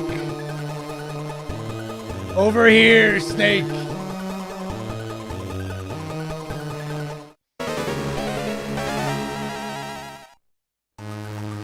Big boss. You're alive. Snake, welcome to Zanzibar land. I knew you'd come back to me. I came to get rid of the nightmares I've been having for the past 3 years. The nightmares. They never go away, Snake. Once you've been on the battlefield, tasted the exhilaration, the tension, it all becomes part of you. Once you've awakened the warrior within, it never sleeps again. You crave ever bigger tensions, ever bigger thrills. As a mercenary, I think you would have realized that by now. You care nothing for power, or money, or even sex. The only thing that satisfies your cravings is war. All I've done is given you a place for it. I've given you a reason to live. I never would have made you for such a hypocrite, Big Boss. You saw those children, didn't you? Every one is a victim of a war somewhere of the world, and they'll make fine soldiers in the next war.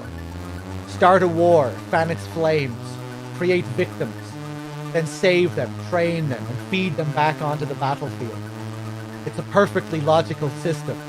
In this world of ours, conflict never ends, and neither does our purpose, our raison d'etre. So there's plenty of job opportunities. Is that what you're trying to say? On the battlefield, you and I are valuable commodities, but back home, we're nothing but deadweight. If we're lucky, we might get the attention of some two-bit journalist from a cheap tabloid. You and I are doomed to remain here until we die like dogs on the battlefield. I've only got one fight left, to free myself from your grip, to rid myself of these nightmares. Big Boss, I will defeat you. It doesn't matter who wins here. Our fight will continue. The loser will be liberated from the battlefield and the winner will remain. And the survivor will live out the rest of his days as a soldier. It doesn't have to be that way. I'm not like you. I love life. Very well, Snake. I'll release you from your suffering. As your former commander, I'll do you one last favor and put you out of your misery. I don't need any more favors from you. Really? And just how do you expect to beat me in your condition? With no weapon. Never give up. Fight until the end. Always believe you will succeed, even when the odds are against you. Those are your words.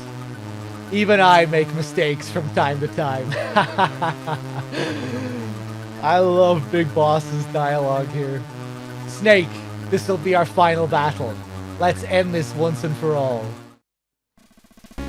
You and I are doomed to remain here until we die like dogs on the battlefield. So good.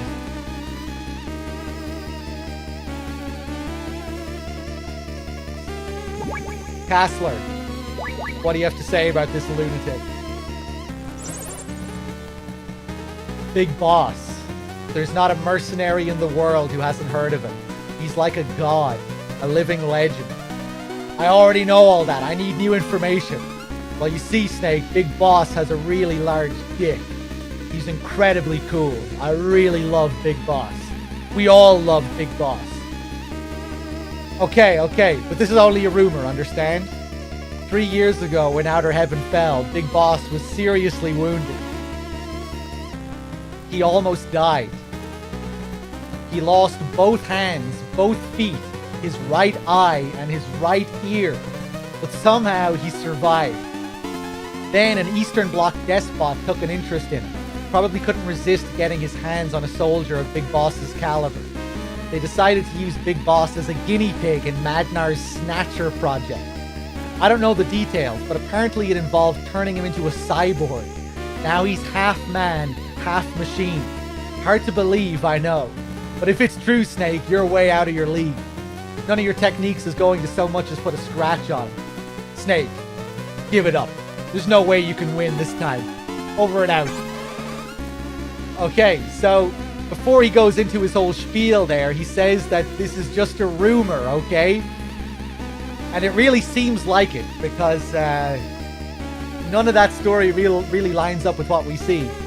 Obviously, you could say that maybe that was supposed to be true, and then they retconned it later when they gave more backstory to Big Boss. But they talk about him missing an eye between the events of the first game and the second game and this game. But he was already missing an eye in Metal Gear 1.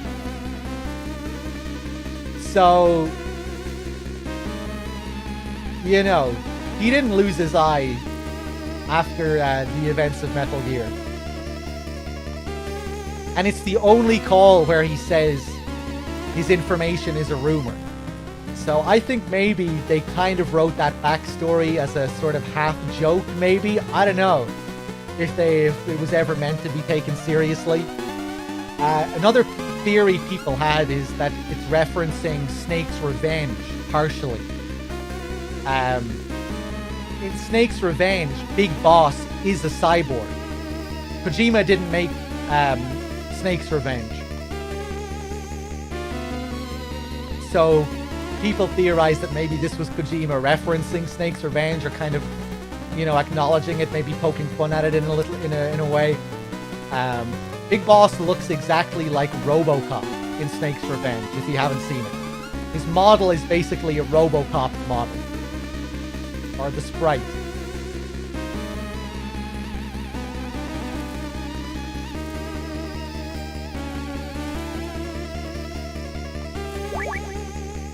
But, yeah, interesting call anyway.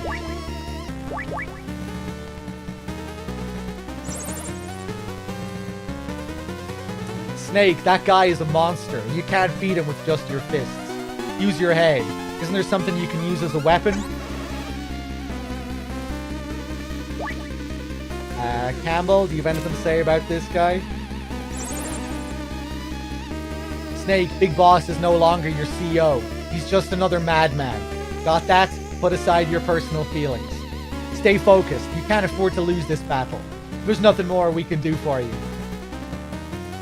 The whole world is counting on you, Snake. Good luck. Over and out. Cielos, thank you very much for the 13 months. Guys, give me a second here. I'm just going to order a burger real quick.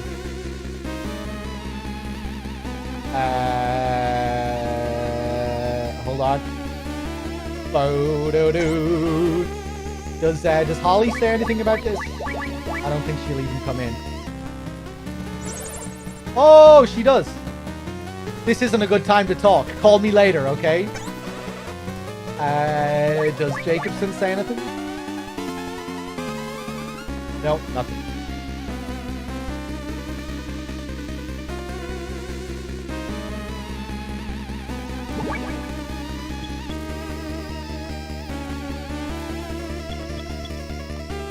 I got a double cheeseburger. This is a tasty burger.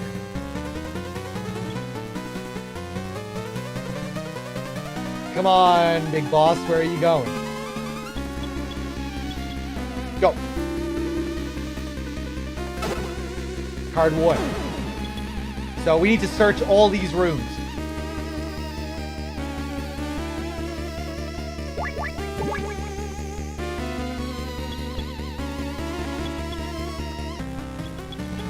Fuck it, go. Watch out for the piss.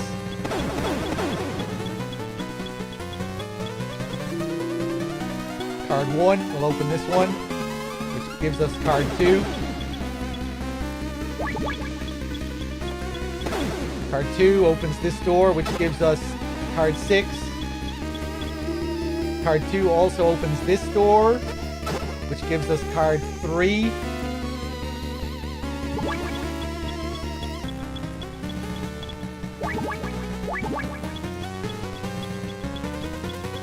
Back down this way. Let's pick up the chocolate ration.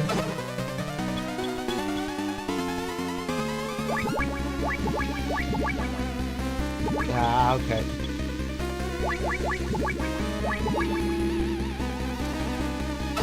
Card 4.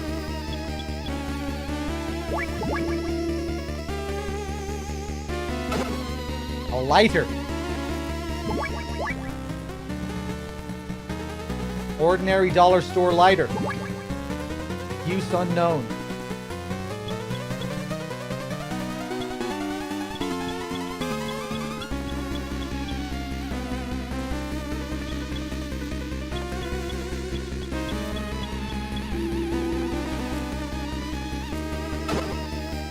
Card 5.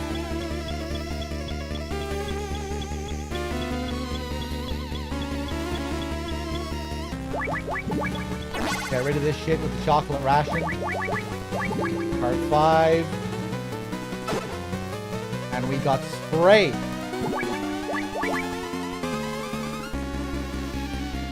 The can says do not use near open flames.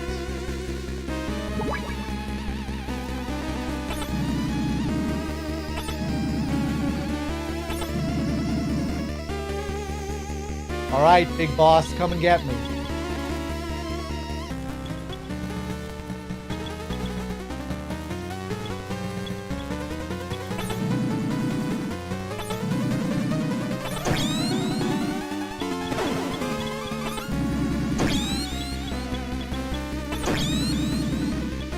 Oh. So now we're just gonna take cover here. This is how you do it. We have to set him on fire. It's the only way. With this lighter and the spray.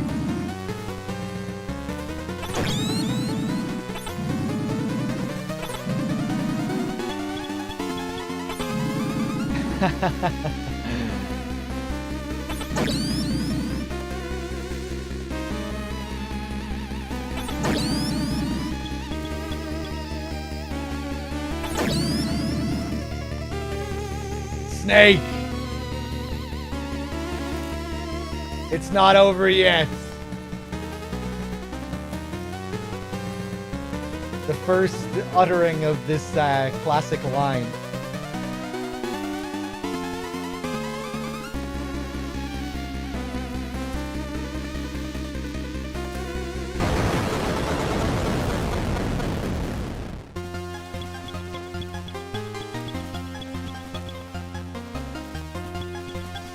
Is that bacon I smell?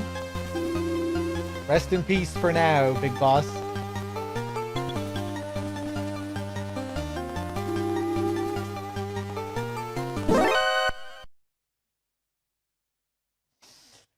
It's okay, it's me, Snake.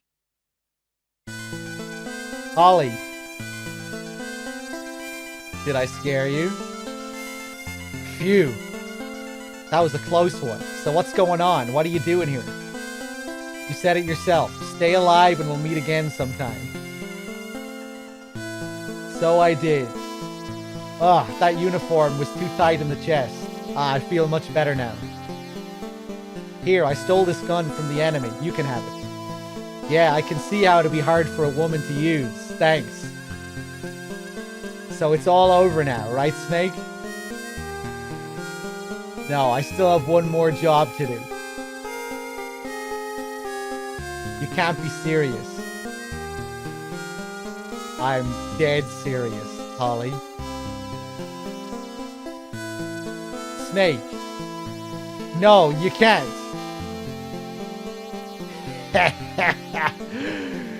You want me to call you a cab? Oh my god. That wasn't funny, Snake. So, apparently, the idea there is that when Holly gave him the gun, Snake was gonna gesture that he was gonna kill her, like that was part of his mission. Like, I only have one more thing to do, Holly, and that's to get rid of you. And that's to kill you. Apparently, that's the joke.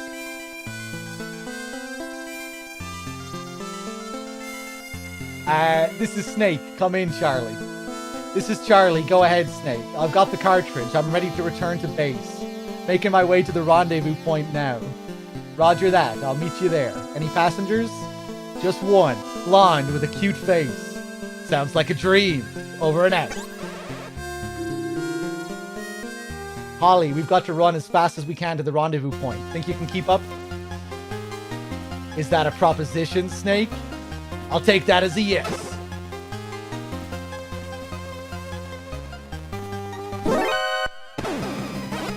Go, go, go, go!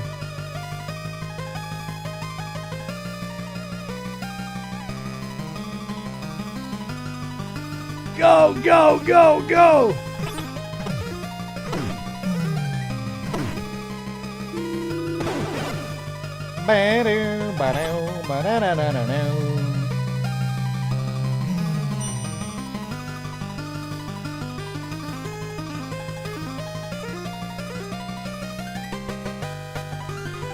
Out of my way!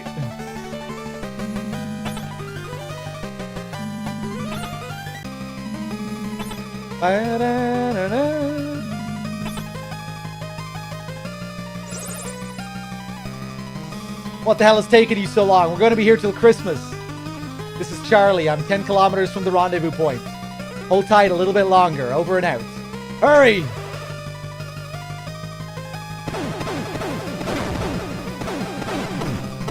Dish, dish, dish.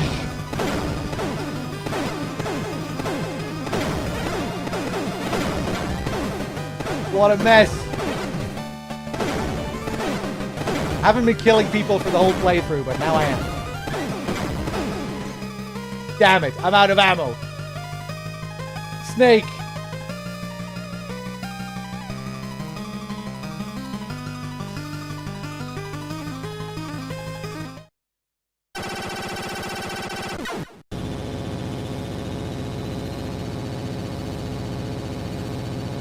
It's the chopper. We're saved. Charlie, you're late. Sorry, man. I didn't want to disturb you two lovebirds. What the fuck, man? Think we'll be home in time for Christmas? We'll be home in time for dinner, Snake. Let's go then. I'm looking forward to Christmas dinner. I'm sick of these rations.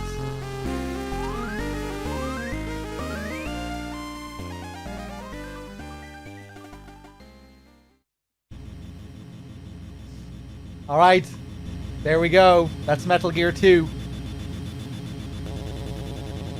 Hope you enjoyed it.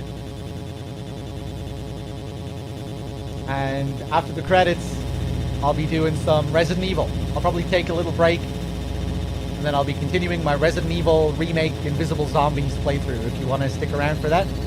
If not, I'll see you some other time. But yeah, I'll be switching over for just... I won't be playing Resident Evil for very long, just like an hour or so, I would say.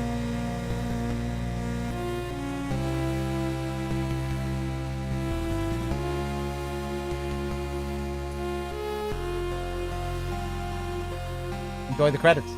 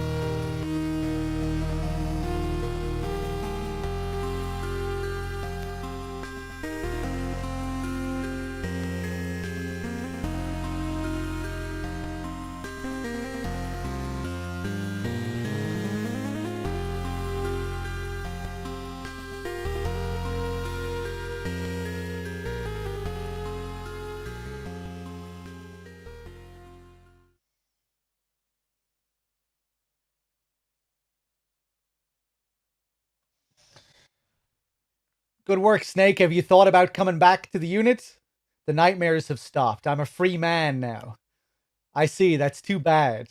By the way, about that cartridge, is it really the one Dr. Marv hid his plans in? Why don't we open it and find out? No need for that. The cartridge is brought back. Is Dr. Marv's. No question about it. Just put it in the MSX. All right, here goes. Huh? Nothing's happening. What on earth? Of course, Snake was right. There's no doubt about it. This is Dr. Marv's cartridge. What are you talking about? I don't see anything. Here, look closer. Dr. Marv left his signature on it. Right here, it says Keo Marv. I see it now. It's written backwards. This is going to do the world a lot of good. Dr. Marv's last performance. He really loved games, didn't he? From the bottom of his heart. Dr. Marv was entangled in a pointless political game, and it cost him his life. But the game he left behind will save us all, right, Snake? Snake? Where'd he go? Colonel, Snake's gone. Snake? Where's he off to now? Snake! Snake! You promised to take me out to dinner. How low can you get? Introducing the cast of Metal Gear 2 Solid Snake.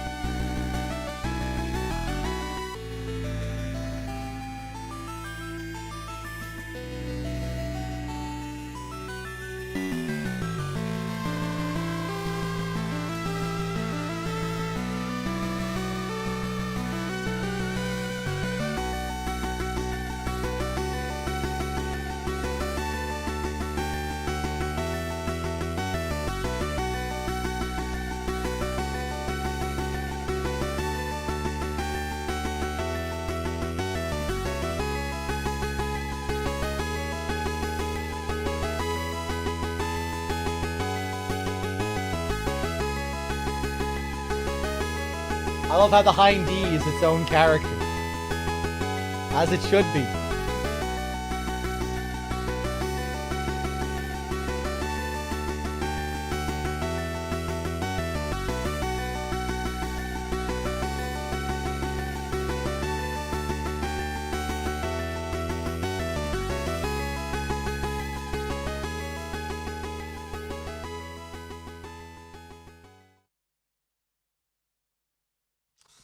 All right, there we go. There we go. I think my delivery has just arrived, my burger delivery. So I'm going to go out and grab it. And then when I come back, I'll switch over to the RE remake. But yeah, just give me like 10 or 15 minutes anyway. I was going to take a break here anyway, while I switch over and set things up for Resident Evil and put out some tweets and change the title and all that. So yeah, I'll see you guys in a few minutes with Resident Evil. Be right back.